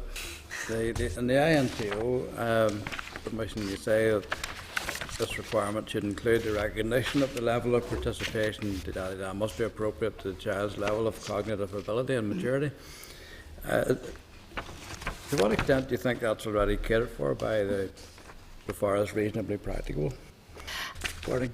Well, I just think that language is just slightly more clear. Now, I know there's an issue of legalese, and you must write it in a certain legal way. But that language, the form of words we have used, we feel is more accessible and more understandable. So it's about clarity more so than. Okay. But I would bow to the greater knowledge of the legalese experts. No, so would I. And the NASUWT submission on the same thing, you mentioned the UNCRC.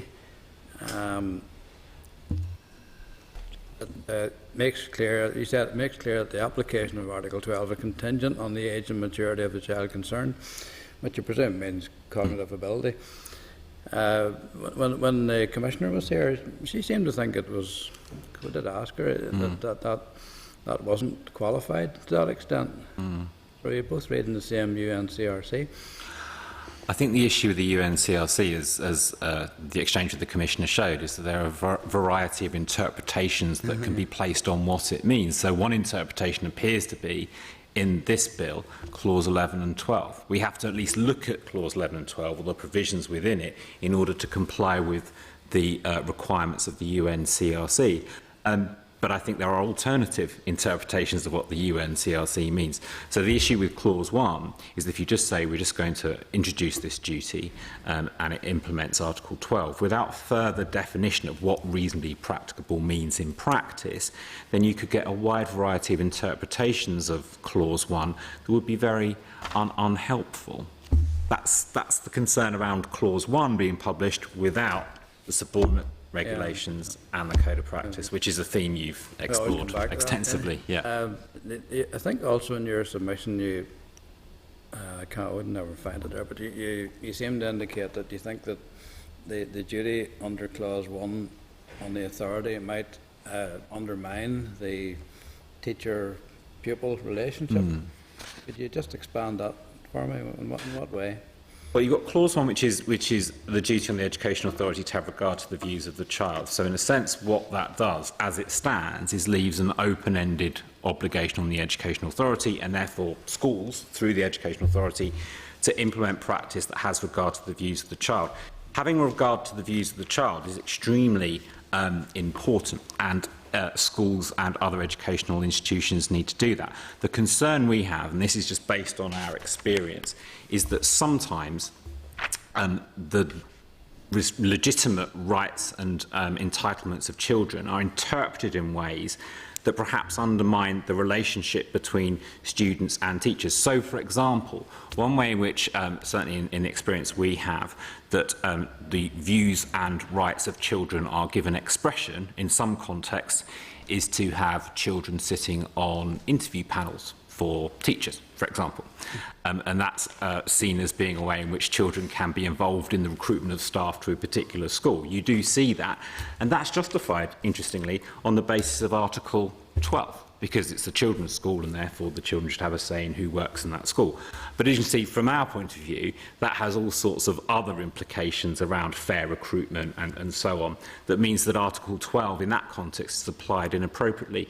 Similarly, in the dynamic of a classroom, I think our submission says that teachers have legitimate authority. In order to do their work appropriately, teachers must be able to exercise legitimate authority.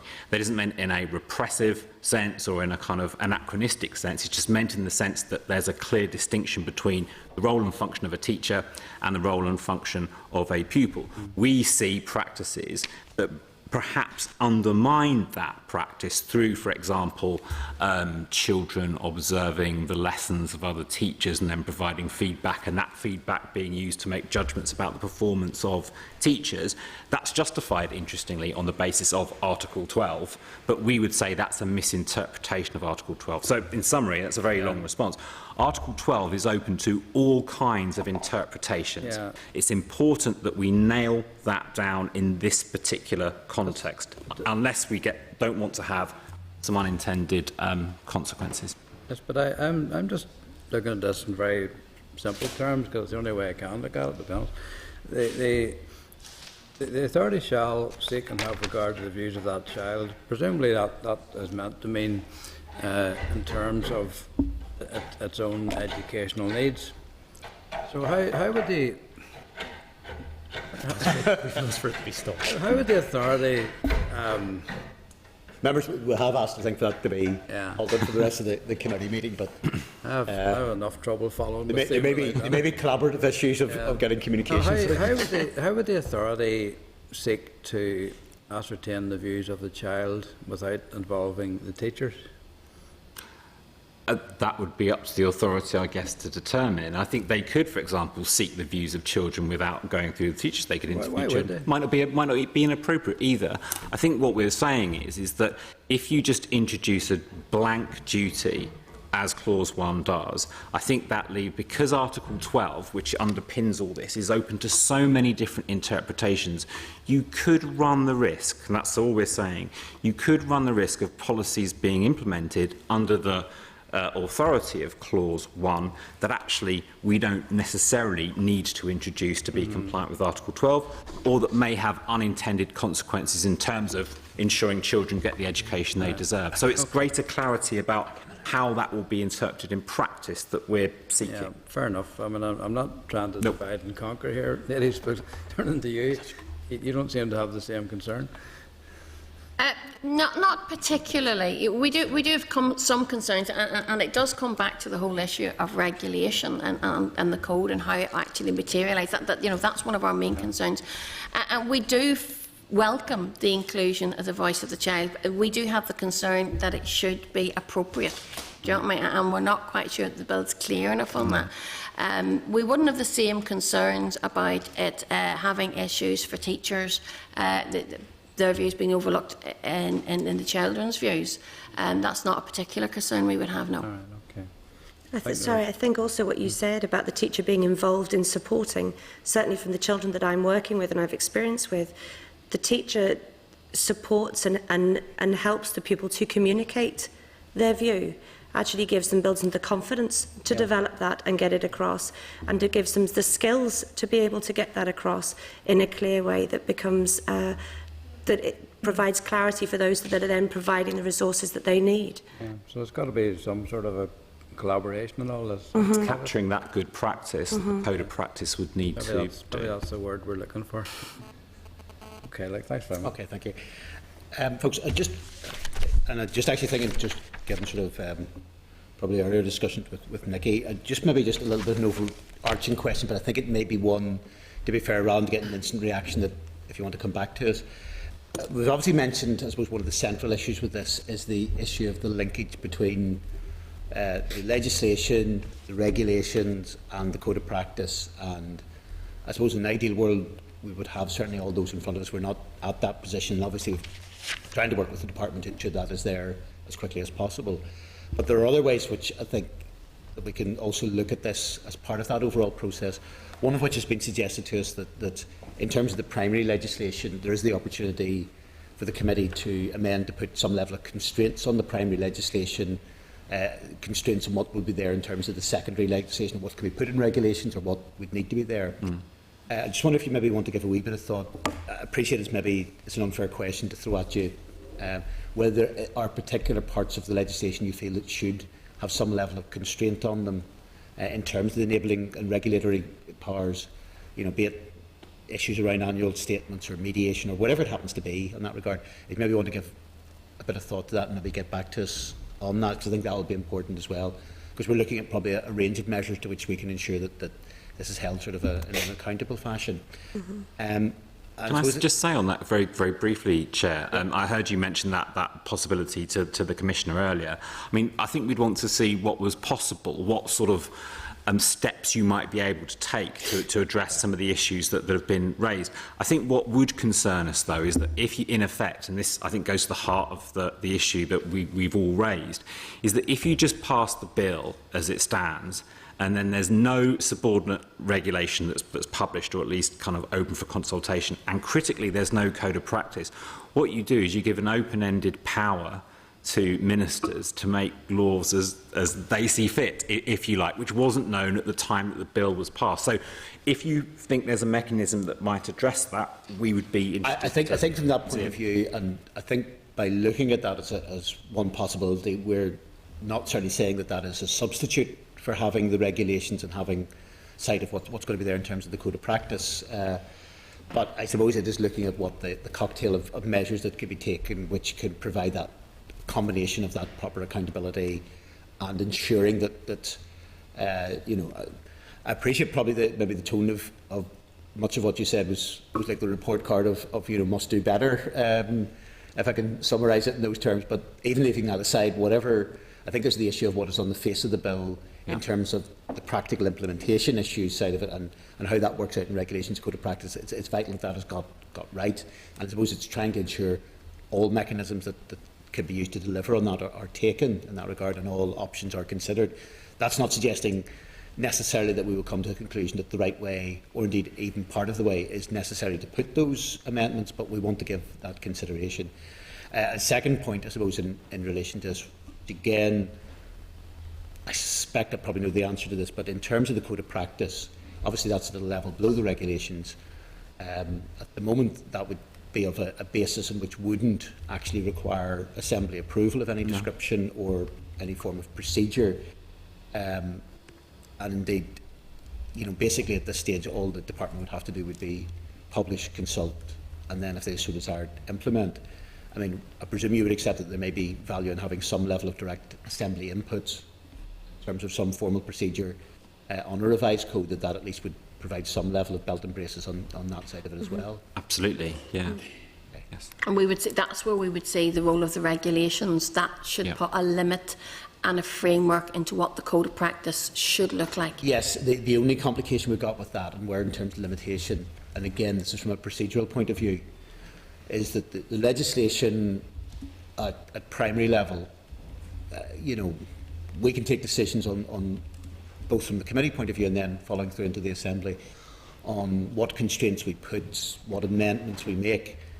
Obviously the problem even at the regulation stage, while it will require the approval of the Assembly, regulations in and of themselves are unamendable. So consequently, we need to ensure that what is in the regulations is got right from the start, because you're then left quite often with a situation, and I've seen this. I would say I'm relatively new to the Education Committee, so I'm not going to draw a reference, but I've seen it happen in other departments. And part of the problem then with regulations will often be you have a regulation which maybe contains 4 or 5 elements, and there are 3 or 4 of those elements which everybody objectively would say are very good things that the people want, and you're then left with one thing you don't like and you would ideally want to amend. The problem then is you're left with either a situation of, well, actually we pass through the regulation and accept the one element that's poor, or alternatively we go for the nuclear option, stop the regulation, get the department to redraft, and you then have, at the minimum, sort of a problem in terms of that you have a time delay and you have a range of problems in that side of it. So, from that point of view, whatever direct constraints or amendments have really got to be done directly on the face of the legislation. But that might be that it has certain constraints on regulations, but there's then obviously the separate issue of the code of practice on that side of it as well. Look, thank you very much for your evidence. That's been very useful. Part of this, obviously, this is an ongoing process, but it's important, obviously, that this has got right for everybody concerned, not least well, I appreciate you're coming from a teacher's angle, not least, obviously, I'm sure you'd agree from the point of view of the children who will be affected by this. Absolutely. Thank you. Thank you. Thank you. Yeah, I'm just going to suggest, folks, we do have one other session, but I appreciate, although I think Jonathan is due back in, as there's 5 of us here to go. Sorry? I have to go at 12:15. Well, that's what I was going to suggest. I was going to suggest before we take the next session, there's nothing massively controversial in the correspondence and forward work programme, but as a couple of those will require decisions, we'll maybe take those now. So I'll refer members to the correspondence, which is in your pack is at pages 182 to 204. See with coffee you're doing a certain circular flow, Jonathan. And in terms of the correspondence, just want to highlight a couple of issues. There is at 9.3, University of Ulster, I suppose this is some time off, but have just brought to members' attention that there's an event entitled Commemoration and Conflict in Northern Ireland, Public Sector Risk and Resilience, which is a lecture on Tuesday the 22nd of September in Riddle Hall at Queen's University at 9:30 a.m. There's an invitation to members. So that's presumably a question of basically any member that wants to go along. Yes, at 9.5, obviously, an issue we've dealt with in terms of the early years funding, and obviously there's correspondence there from the Speaker to the committee. In closing, there was a public petition, obviously handed in on the 8th of June, and just seek members' agreement to write back to the sponsor of the petition, indicating that the committee has expressed concerns of the issue of early years funding and sought clarification from DE in respect of replacement funding. So just, I suppose, to inform the member who's asked that. In terms of then, there's a couple of other items. There's an invitation from Ligoneel Primary at 9.8 for me to visit the outlined concerns, and certainly I'll try and accommodate that. I will try and work with them. I appreciate the one side complication is if they want it during term time. The window of opportunity is relatively small in that regard. An invitation from Sentinus, we'll have to just check timings. I think the one complication is I'll maybe try and get along for a small portion of that. The issue was it's a sitting day of the Assembly shortly before it's due to sit, so I'll just have to look at the practical realities of that. In terms of then at the tabled items at 9:11, there's a response from the Department of Education to the committee inquiries queries as regards the issue on redundancy, and that's just members are happy to note that correspondence. Okay. Members, could I seek your agreement just that... Oh, sorry, Chris, did you want to know? Just the GL assessment invitation to meet? Yeah, I'll come back. I mean, sorry. Go on ahead. Do you want to raise that issue? That's at 9.4, page 186. Should we expect an invitation to meet informally with the committee here in Parliament Buildings with GL folks? It's just they are a commercial organisation. They make quite a lot of money from schools selling pie and pims, and members have met them. I know, but it's not usual for it to have a formal evidence session? Not a No, formal. no, I think possibly if we take a look maybe the format that we used, Informal. for instance, I think during this week, whenever we had, I think during one of the lunchtimes, members met, for instance, Women's Aid, Right. and maybe something of that Jolly nature. good, I'm yeah. sure we could. Sure, they'd love to. I'm sure they'd love to do that on that side of it. We would too. And beyond that, then, are members happy to agree the recommended course of action in terms of that have been suggested in terms of the cover sheet on page 180 to 181? Okay. Right. Forward work programme, and I should say, Robin, I know you just come back in. Obviously, we're just dealing with these items before we have the final evidence session. Draft forward work programme is at page 206. Now, to remind members, those who are available, we've a meeting with Ross McVitie and other members. I think there's about 5 other members of the Youth Parliament. It's been arranged for today at 2 p.m. in room 21, for those who are in a position to stay for that. Yeah. John, anything you want to say? No, Chair, there was something. Okay. There will be sort of in terms of on the Senate bill, the committee is going to receive 2 briefings from the Equality Commission, Human Rights Commission and ABI parents. Acquired brain injury parents. Acquired brain injury parents, that next week? That is next week, Chair. Blind Children UK made a submission to the committee stage of the Senate bill, and submission largely referenced the shortage of habilitation services for those with vision problems. I don't know if maybe we want to add that specific issues on that, but whether we want to get some evidence from them as well, an oral session, or members' content on that side of it. Okay, are members happy then to agree the forward work programme as outlined in the papers? Fine. Yes, we're happy enough for the Blind UK, Children UK to have a short evidence session? Yeah. If we did that, we'd have to start early next week. It would be a 3rd session, so it would be a bit like this week. It would be a bit of an epic. It's just we are kind of running out of time, but if members want to do it... We can do it. I mean, I presume it's a relatively net issue, so presumably it could be a relatively short presentation. We'll check on their availability then for next Okay, we'll check on their availability on that side of things and set your alarm clocks. Apologies for the Sorry? meeting with the youth guys today. I can't make it in person. Okay. And just, do members want to raise any other business they want to raise at this stage before we bring in Sandra? I just had an issue raised with me this week. It's maybe one of those issues I don't understand completely, but at a particular school, I'd raised the issue about policy adjustments from the census in their school's budgetary year. Does that ring bells with any of you? Seemingly there's discrepancies by one particular board with regard to a school's budget, and now they're into a deficit because of adjustments from the census.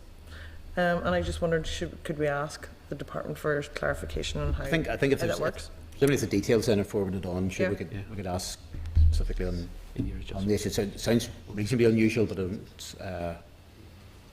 well, there's been somebody's made a mistake somewhere, didn't they?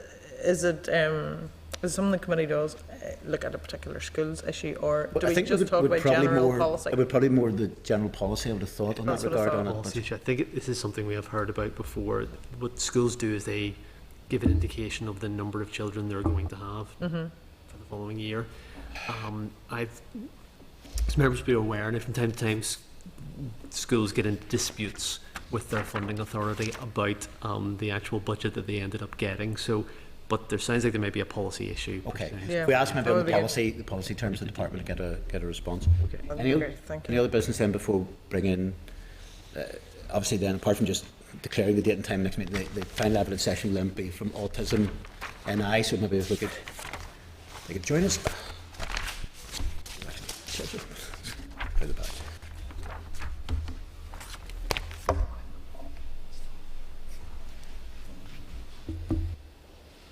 That's okay.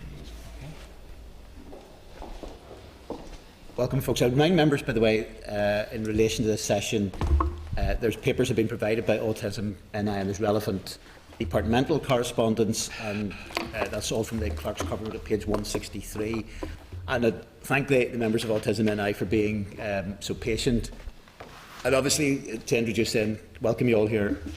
From my right to left, Arlene Cassidy, who's the Chief Executive of Autism NI, Pamela McCrossan, who's the Family Support Project Officer, Donna McWhirter, who's the Family Support Manager, and Audrey Mullen, pass the water now to your, who's the Project Coordinator. Maybe ask if you can make a short initial presentation, maybe of maybe 10 minutes, and then we'll open it up to whatever questions members want to ask in relation to that.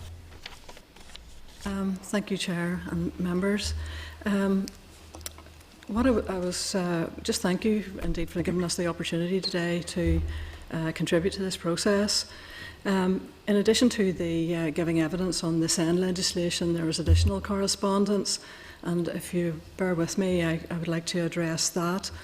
And this is departmental. You respond to the departmental correspondence? Yeah, it was.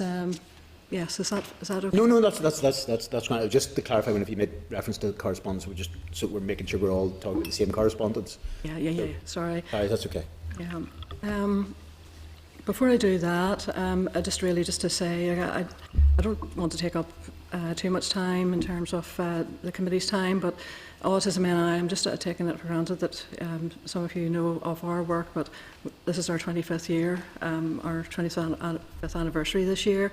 And our main areas of activity are family support, training, lobbying, advocacy work, and the necessary fundraising. And we're here today representing the work that we do regarding family support. And you've stolen my thunder in terms of introducing my colleagues, so I'll skip directly to the matter of the departmental correspondence, if I may. That's okay. Just in two parts and very, very quickly. So the question was regarding, really in summary, what change has there been since the autism legislation came about. I'd like to just refer to the actual correspondence and make 2 or 3 points. In the correspondence from Mr. Russell Welch, there's a reference to the Middletown Centre for Autism and the Education Authority work regarding building the capacity of schools and the training provision. But we just like to make the point that it's our experience that a lot of schools don't know the service that the Middletown Centre for Autism provides, so there's something wrong with their PR and their marketing.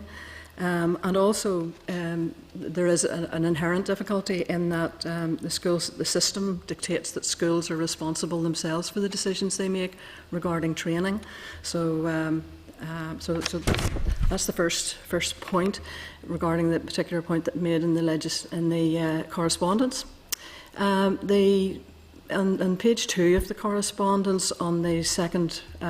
The first full paragraph, there's a reference, they use collaboration, they refer to collaborative working with health and social care, and they use as an example early intervention work, but they don't make it clear, is that a regional service? And I suspect that it's maybe a partnership in one particular geographical area, maybe with Southern Trust, and is it keyhole early intervention training? Because that's the result of a 6-year partnership across the voluntary health and social care and education sectors, led by Autism NI and University of Ulster. If it's not the keyhole early intervention programme, then the 6 years were wasted, and this reference indicates that there's a wheel being reinvented. So they're not specific in if this is a geographical area or if it's regional. The final point regarding the correspondence is there's an omission in the second full paragraph on page 2, and the department have neglected to include their activity and their very valuable activity within the Northern Ireland Autism Research Strategy Research Advisory Committee, on which they're also represented. And in that research is one of the issues that's also mentioned as an area for responsibility for the Department of Education and the action plan. It's a shame that they didn't give it recognition in their letter to the committee. The other point would be just slightly wider. and that's regarding the autism strategy. What progress has there been made? Yes, in terms of collaboration, the cross-departmental strategy is about interdepartmental working and planning. There, in terms of the structures, DE are represented on the implementation panel, as I've indicated, and also, as I've said, the Research Advisory Committee, and there is an autism strategy interdepartmental senior officers group in which they're represented as well. So the structures are there. But just to remind everyone that this is the first action plan under the autism strategy, and the aim is that by the time the third action plan comes about, there will be a very integrated joint funding and planning strategy for autism services. That is the aspiration that's in the strategy. So where are we now as regards to this action plan?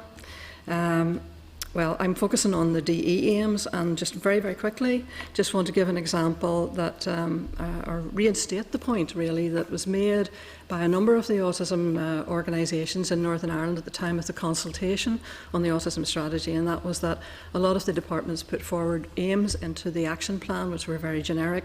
That was pointed out to the Department of Education. They came back with slightly more specific aims, but still you could drive a cart and horses through quite a few of them. I'll give you an example, because if you have very wide targets, they're very hard to measure, and who measures them? The ASD coordinator, regional ASD coordinator, has a role in that, but unfortunately that post has not been filled due to long-term sickness. So there's a gap there. And the example I would like to give you of too wide to measure is it's a target in the actual action plan document. It's numbered 5.2.2, and it refers to there's a commitment to revisions to a Middletown Centre for Autism's parent carer training model, scoped and developed and implemented. And it gives a target date of 3 years to complete, 2013 to 2016. Autism in Eyes, or obviously it's close to our heart. We're an accredited ASD training agency, and we do this routinely and in an ongoing process with fewer resources. So that's why I'm sort of giving the example that it's a target is wide. I could go on, but I would encroach on my colleagues' time. But I'm happy to address it, in a more fulsome way on another occasion. And at that point. I'd just like to hand over, my colleagues in turn will speak, starting with Pamela and then Donna McWhirter and Audrey. So. Just a quick background. My background is originally in education, so I have been in education for over 10 years through primary, secondary, special education and also outreach, and I've since joined Autism and I. Excuse me. Through consultations with colleagues, other organisations, and reflecting on the evidence provided by the Autism and I advice line, we acknowledge that aspects of the Special Education Needs Bill will be a positive development in establishing a greater link and meeting the needs of children with SEN.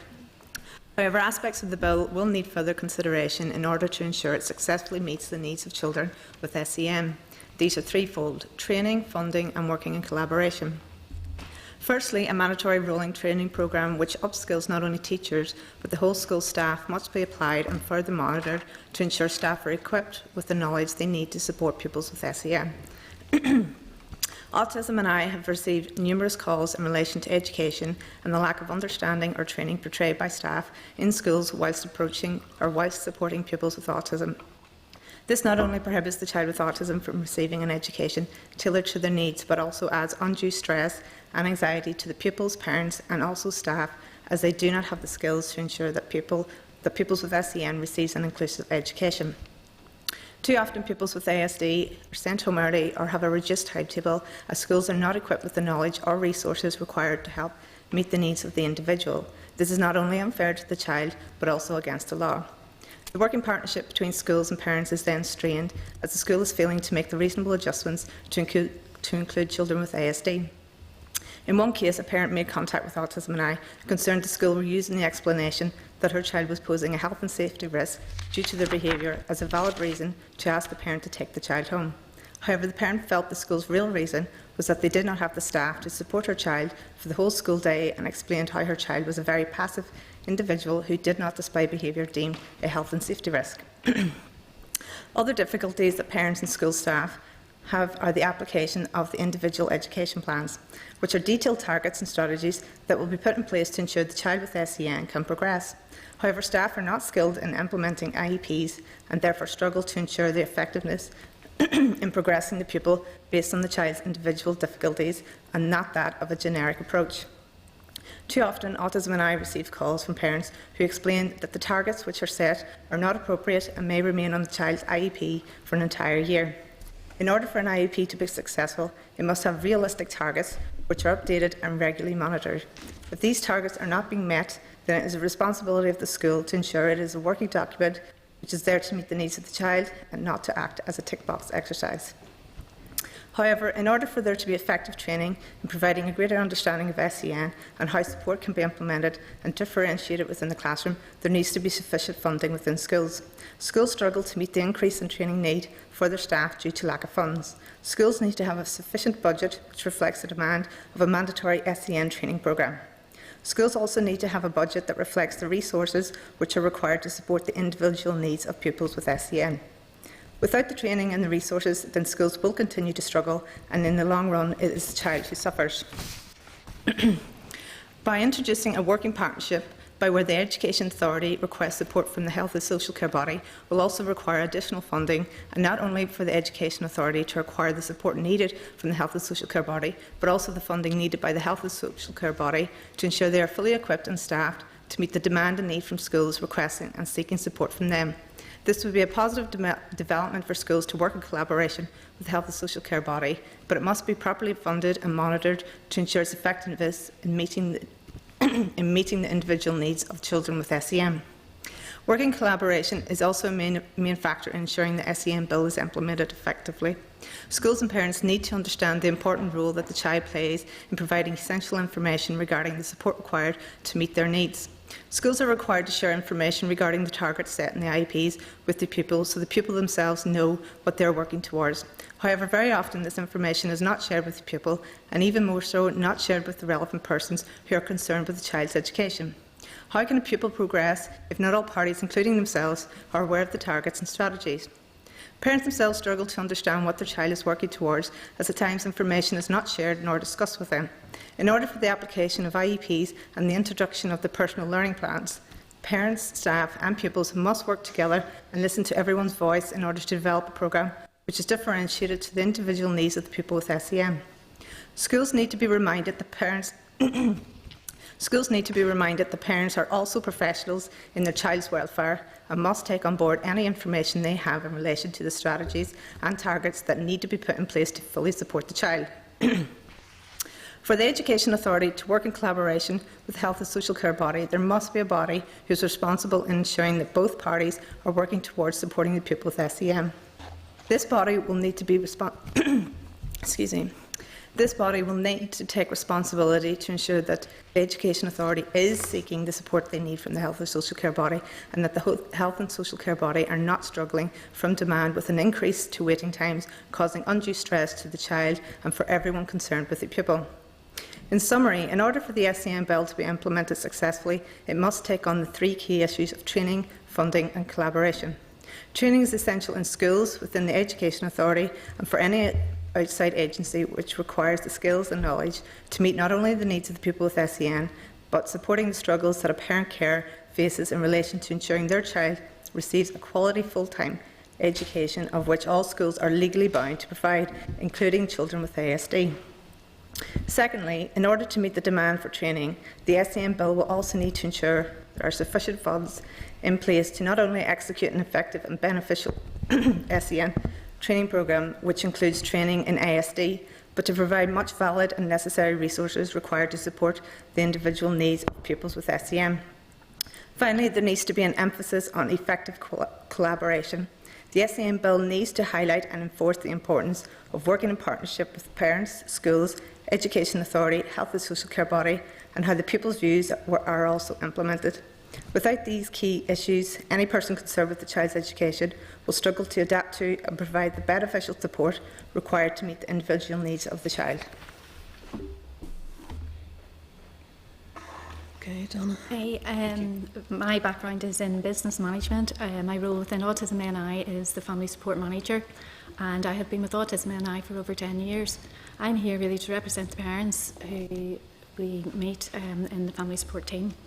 Our helpline calls last year totaled more than 2,000. This has been steadily rising in the past few years and has seen an increase of 130% from 2010.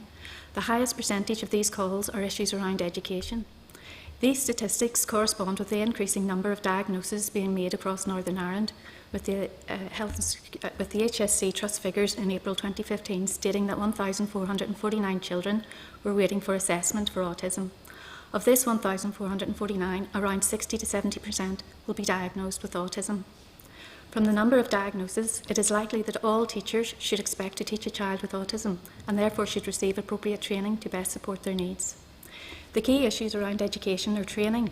At present, there is no mandatory training for all teachers, especially observation training. It appears that Middletown's model does not seem to fit its purpose. There are parents who receive training from Middletown and are satisfied. However, information from our advice line show that many teaching staff and parents don't know that Middletown exists. An illustration from one of our parents. 3 weeks ago, we had a call from a parent who was asked to attend the school with her child. There were no other pupils or staff with them in the classroom. This showed that the teacher was not equipped with the knowledge or the resources to address the child's issues, and still the school and the board thought that it was okay, as this was keeping the child in the school. Schools are reporting that to release a teacher to go on training to Middletown, even though training is free, the school have to pay for a substitute teacher for that day. Secondly, there are issues around IEPs, especially training for implementing and managing an IEP. At present, an IEP plan format can be downloaded from the CD-ROM. The targets on this download are too loose. They need to be individualised. A number of schools ignore the diagnosis and view of the statement. Therefore, generic statements lead to a generic statement. Each child should have their own individual targets. What Autism NI say at every training is that when you have met one child with ASD, you have met one child with ASD. Through our advice line, parents are reporting that a number of teachers still do not know that they should be informing parents about the IEP. They should be giving parents a regular report, they should be asking parents for their input, and they should be asking pupils for their input in their own understanding. Just last week, a parent from Mackerfeld had told us that she had not been given any report over the past year about her child's statement. But for the next year, the teacher had sent home that 2 new extra targets were to be added to the original statement. There was no one-to-one consultation and no report on why the other targets had not been reached. This is not an isolated case. Another significant concern from parents is that many children are being held at stage 2 of SEN. If a child needs to move to stage 3, this means the school has to engage with outside professionals, and this is an additional cost to the school.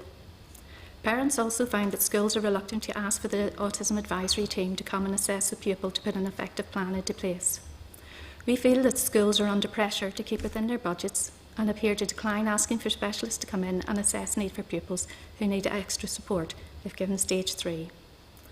Another big concern from parents is being asked to take a child home early from school. One young boy was asked to be picked up at lunchtime every day as he could not concentrate on his work.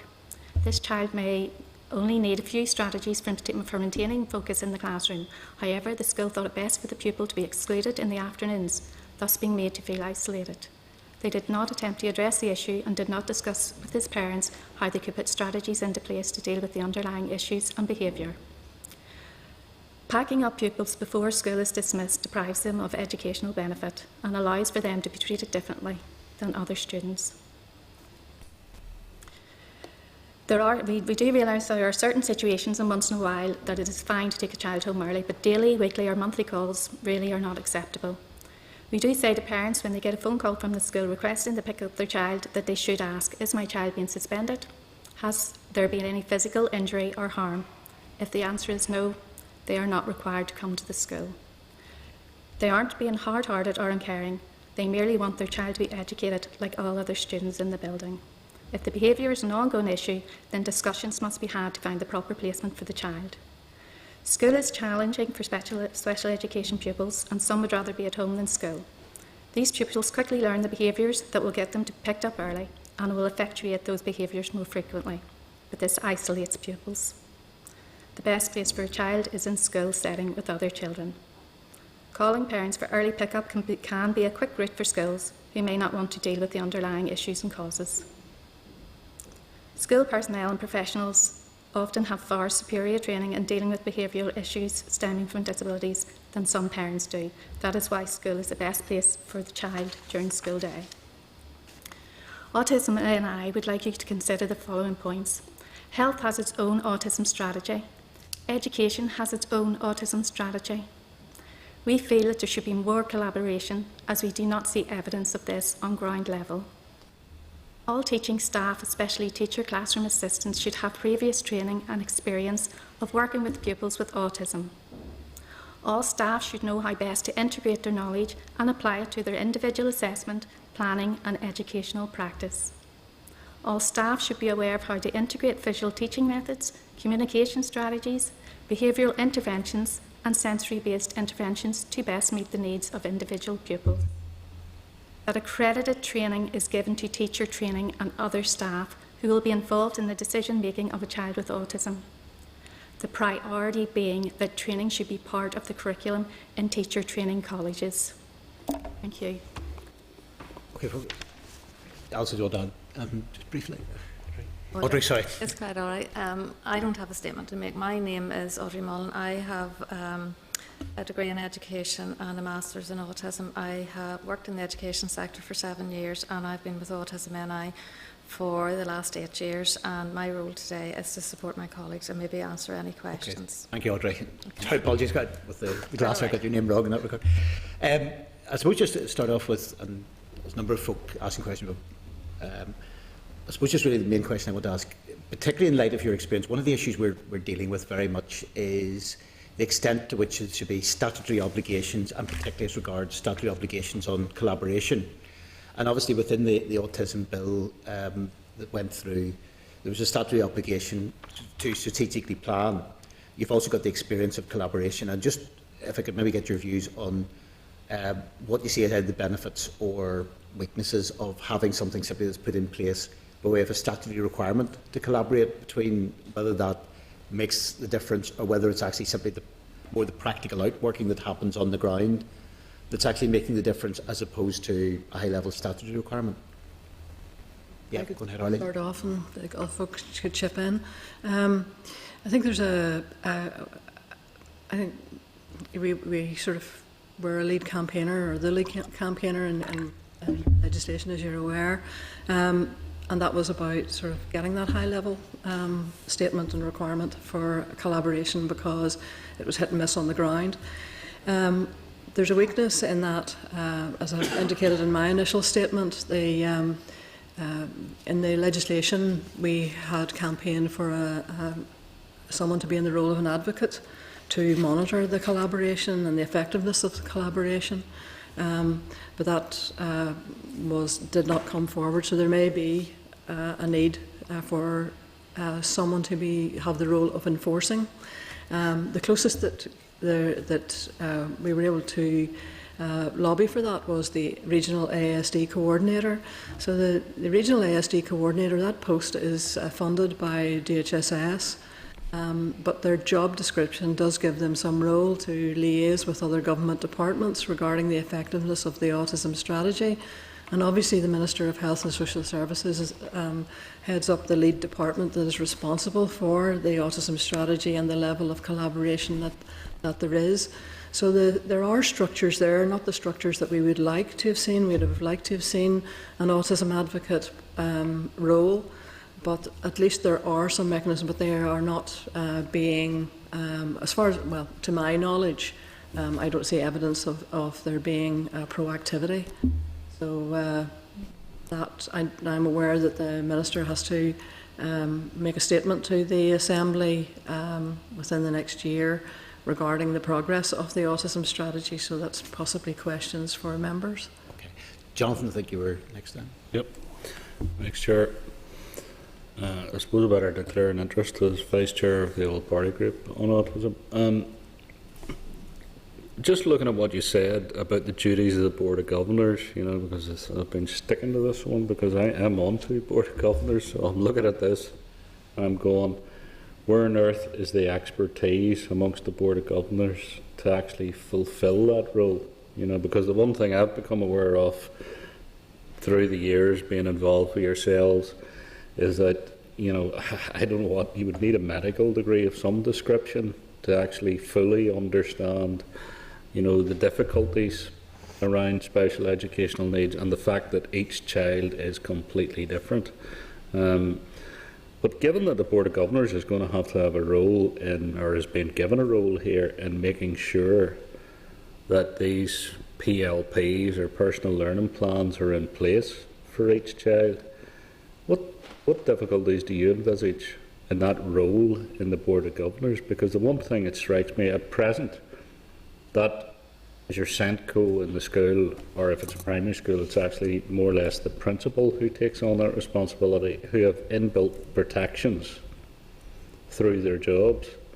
But clearly, someone on the Board of Governors has no protection. Do you have any?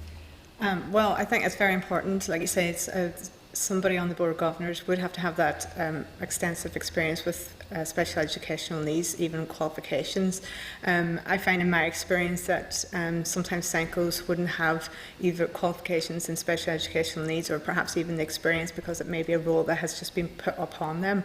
And I believe that it is essential that SENCOs must have the qualifications and the experience to be able to fulfil their position and be able to support teachers within schools who perhaps won't have as much experience or qualifications as well. And what I feel as well with SENCOs is that, in my experience, they're not allocated appropriate time either to be able to do their duties. So we may have SENCOs who are in school who are on full-time teaching hours as well, who are trying to execute their other challenges as well. And I feel, depending on the ratio of SEN children who are in the school, that should coincide with how many non-contact hours the SENCO should have, so that they can work with those children with SEN, but also to work alongside the child's teacher as well, to upskill them with the strategies and skills they need to be able to succeed within the mainstream classroom. So then it does eliminate the fact that schools are ringing up for parents to bring children home early because the mainstream teacher is not equipped with the knowledge and skills. And again, if that doesn't come in from a higher source, for example, with the Board of Governors, or if the SENCO is not on the school management team or the school leadership team, again, sometimes we'll find that that is difficult to enforce for the teacher to be able to put in place the strategies and interventions if that's not coming from a higher source. Interesting. I see the other thing you've recommended there is that there should be an outside body keeping an eye on these PLPs, and that they're, I suppose, equally implemented right across the board. Have you got evidence that, you know, each school treats this differently at present? Because I think that's something important that the committee needs to take on board here. Well, I feel from phone calls that we've received through our advice line from parents, the information that we get sometimes is differentiated through the support that they receive with IEPs and statements, and the understanding of that and what their role is, and how the staff within the school, their role is within it. And also from my experience as well, teaching through different schools, you go to a school and they will have a format, then you'll go to a different school, it's a different format, it's a different way that they engage with it, it's a different outcome that they're looking for. So there's not kind of a uniformed approach, and again I think that's the difficulty as well, where there's not a uniform approach across schools, across the boards, to ensure that everyone's looking for the same outcome. Trevor? Thanks for your presentation, ladies. Both of you, Arlene and Donna, mentioned Middletown, and on the lines that perhaps you think it's a bit of a hidden jewel, and it's surprising me that by this stage of the process that people don't know about it. Can I take it though that when Middletown are involved, that you're perfectly satisfied with the service that they provide? Is that that Yes, fair? please. The feedback we've had is extremely positive, the quality of their training. So yes, absolutely. It definitely is, I think colleagues will agree that we're continually surprised at having to tell schools and parents that Middletown exists. It's not our role to publicise Middletown, but obviously it's one of the services we would signpost people to. I know there are issues of capacity regarding Middletown in terms of direct one-to-one working, in terms of agreements with the various educational library boards and now with the Education Authority. So I don't know the details of that, but I know that limited them to direct one-to-one contact with one child from each educational library board at one stage, and then I don't know if that's increased to 2 from every educational library board, but there seems to be a bureaucracy there that's maybe impeding progress. If they weren't constrained by capacity problems and perhaps budget, is there anything you could suggest that Middletown might add to this process at the present time? I think all of us are being lobbied by families who are not getting sort of the service that it's an inconsistent service from school to school, especially in mainstream education, because of a lack of training, a lack of resources. Some of the a lot of the points that we've highlighted already. And there's an increase in home teaching and organisations being set up, lobbying for autism schools and all sorts of things. And I think that's because of a vacuum that's being left within our education sector. Autism NI have always had an issue with the model, the Middletown model.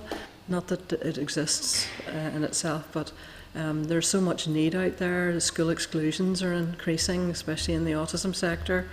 There's real need for intervention, and well, I think Middletown operate a different model in the south to what they do in the north. Are you familiar with that? I presume. Do you think is there something to learn from the way they operate in the Republic? I think they operate more directly with parents and children. I wouldn't be sure. I wouldn't be sure, Trevor, of the way they work in the south. Definitely, there's a different diagnostic route that you can go down in the south, and private diagnosis are more welcome and things like that. And certainly, any parents that I have come across with from the south seem to have a freer service. Seem to be able to access things easier. Now, that might be my perspective. I don't have any evidence to support that. You might be right. But that's just how I view the conversations that I've had with parents. Well, I, for the record, I think they do a terrific job, north and south, and I wish they could expand it. But, budgets are what they are. So I don't have anything else to ask you. It's quite refreshing to speak to a group that doesn't have a problem with Clause 1. You're the first. Okay, it's got you off track in that regard, Trevor. Robin, you're next in.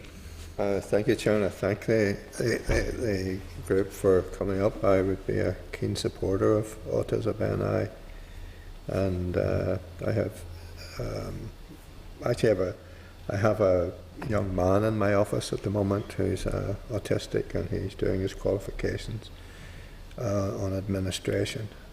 I've had several autistic guys on work experience with me, some more than once, and I have to say it is a delight, really is a delight to work with them, and I know that parents who I've become involved with have a great deal of respect for Autism NI. So to say that, first of all, can I just pick up on a small point that Mrs. McWhirter raised, and that's around the necessity of the education and health working together. How might we consider that aspect within the bill that would bring some satisfaction or resolution to your concerns? Audrey to answer that one, please. I did for 7 years, worked in school, and would work with a lot of parents. So it's quite difficult because sometimes it's the principals that get in the way and things like that, and don't allow people in. So I think that you would need a body to oversee that, or a person to oversee that happens. There's a reluctance sometimes in schools to, as I said, to allow outside agencies to come in because it looks bad that they're not able to provide the service that they should be providing. So it becomes quite difficult. But I do think that there is a need for especially speech and language therapists, occupational therapists to be allowed access to schools, and actually maybe a training programme. I know we've been hearing a lot about training, but that the schools see the benefit of the work that a specialist speech and language therapist could do, or the occupational therapist could do. But our big concern would be the funding of that, because we see that the HSCs are stretched to the limit, and that the education is stretched to the limit. So who's going to pay for this extra work that needs to be done? You know, where's the money going to come to provide this? And I would actually say it's one of the essential things, especially to access occupational therapy, and to help maybe teachers understand that a lot of behaviours come from sensory issues, and these sensory issues can be adequately dealt with through occupational therapy and specialist sensory integrations programmes set in. But it's paying for it, and even paying for it, never mind setting up another person to oversee it all, that we would have the problem with. But it would definitely be high on our wish list that would happen. There would be more integrated work between education and health. But who's going to oversee that it happens, that it occurs? And it goes back to the points I think that the chair made in terms of looking, who is overseeing the effectiveness of the collaboration. That was the spirit and is the spirit of the Autism Act, Northern Ireland, 2011. And that. There were financial constraints when that legislation came into being, and there are financial constraints now, but there is a requirement on all bodies to be creative in how they work together and to plan together, and to look at what duplications are there, to remove them, and think creatively. So I do believe money is a big driver on this, but I think there's about goodwill and a will to make this happen, and unless people unless the requirement is not enforced, unless questions are asked, nothing will change. Okay, thank you. Sandra, finally. Thank you, Chair, and thanks very much for the presentation. Just really wanted to expand on that previous point about having an external body to oversee it. I mean, Nikki was talking about having that the statement should follow the child, that it should belong to the child rather than belong to the institution that the child's in. And so, I'm just trying to work that out, maybe that the child owns it so that the family drives the personal learning plan, and then that they would have support from likes of yourselves or that external body group. What's your views on that idea? To my colleagues. I think that would be quite complex, because you are then putting another burden on parents. Mm-hmm. There are some parents out there who are more than able to support their child's learning, but we would be really concerned about the parents who weren't able to support their child's learning in understanding all the difficulties and problems that the child would have. We would find that some parents, find it very, very difficult to advocate for their children, especially with regards to autism, and understanding the real needs. It's just would be another burden on them, that that all this would pass over to the parent as well, because it's the educators and the people that are writing the statement who have analysed the child's needs. So to my mind, it would be the duty of the teacher and the duty of the SENCO to see that the statement is implemented and put in place. I would just have I would be concerned about parents. You know, some of our parents are struggling with the diagnosis and comprehending what that all means. Put another burden on them might be quite difficult. Although there are some parents out there who are more than able to support that, I would be concerned that for it to be a general thing that they had to do, I think that would be difficult. It's just trying to balance out. No, I know that's right. That's right. Absolutely. Sorry, I don't know if I answered your question, No, but that's fine. I'm just coming at it from a parent's point of view as well. You looked at the expertise of teachers, you looked at the expertise of SENCOs to help implement the statement, because it is an educational psychologist that has provided the statement and what the child needs. So I don't know about passing it. I don't know, Arlene, how you would feel. No, I think parents would look to the professionals to kind of take the lead on it, but also we need to realise that if the professionals also have to listen to what the parents have to say as well, because through phone calls and through my experience, too often enough parents are saying that professionals are not listening to them, that they're not taking on board their advice as well. And like Audrey had said, there is parents out there who are more capable to drive that forward, but there is parents out there who don't really know what their role is, and it is the responsibility of the professionals to be able to support the parents in understanding what their role is by taking the lead and helping them with that, because at the end of the day, every child's entitled to the same education, not just whether they have a parent who's capable of pushing it more. Yeah. Okay. Thank you, Chair. Just maybe conclude with one final, a couple of final issues. And to be fair, particularly in the main one, I'm not asking for an instant response, because we've said this to other groups who've given evidence today as well. Obviously, in terms of the bill, one of the issues that's been raised has been you've got a legislation which is at quite a high level, and the meat of the substance of this is going to be in regulations and the code of practice to try to make sure that what is there in the legislation is mirrored in what then happens in terms of the regulations. There's obviously been some concerns from a lot of groups who've been making submissions on the basis of they've been asked to comment, if you like, on legislation without seeing the other elements of this.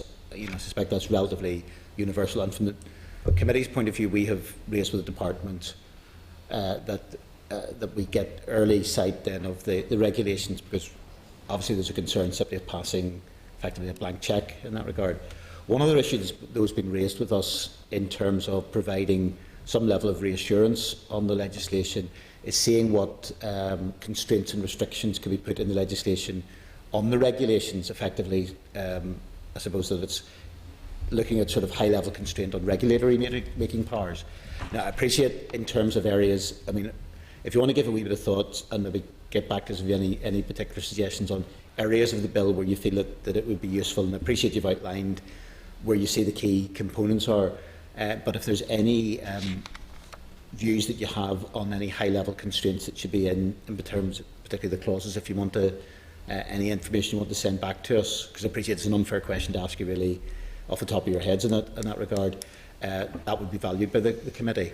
I suppose the second area just to touch on as well then would be, again, one other concern has been raised, that the code of practice, which again will get down into the nitty-gritty of what's happening.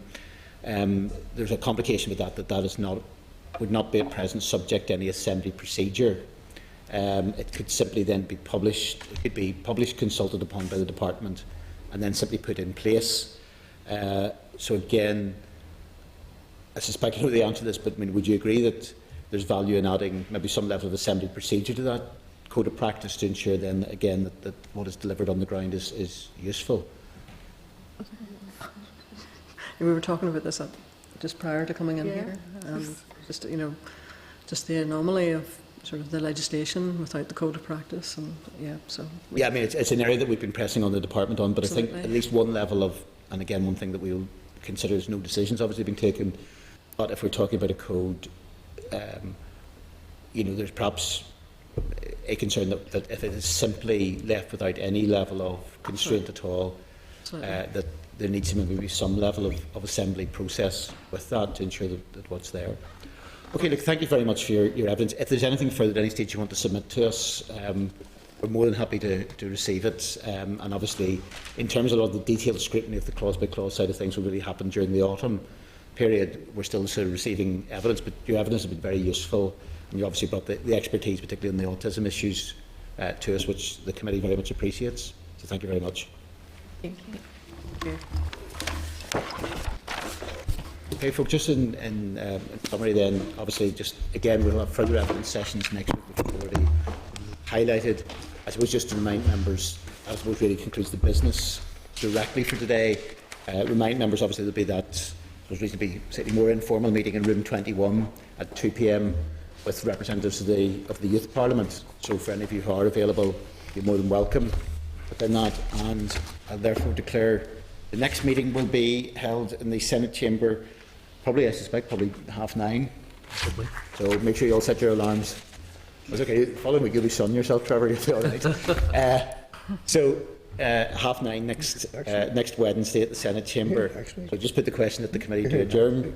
The committee does now adjourn.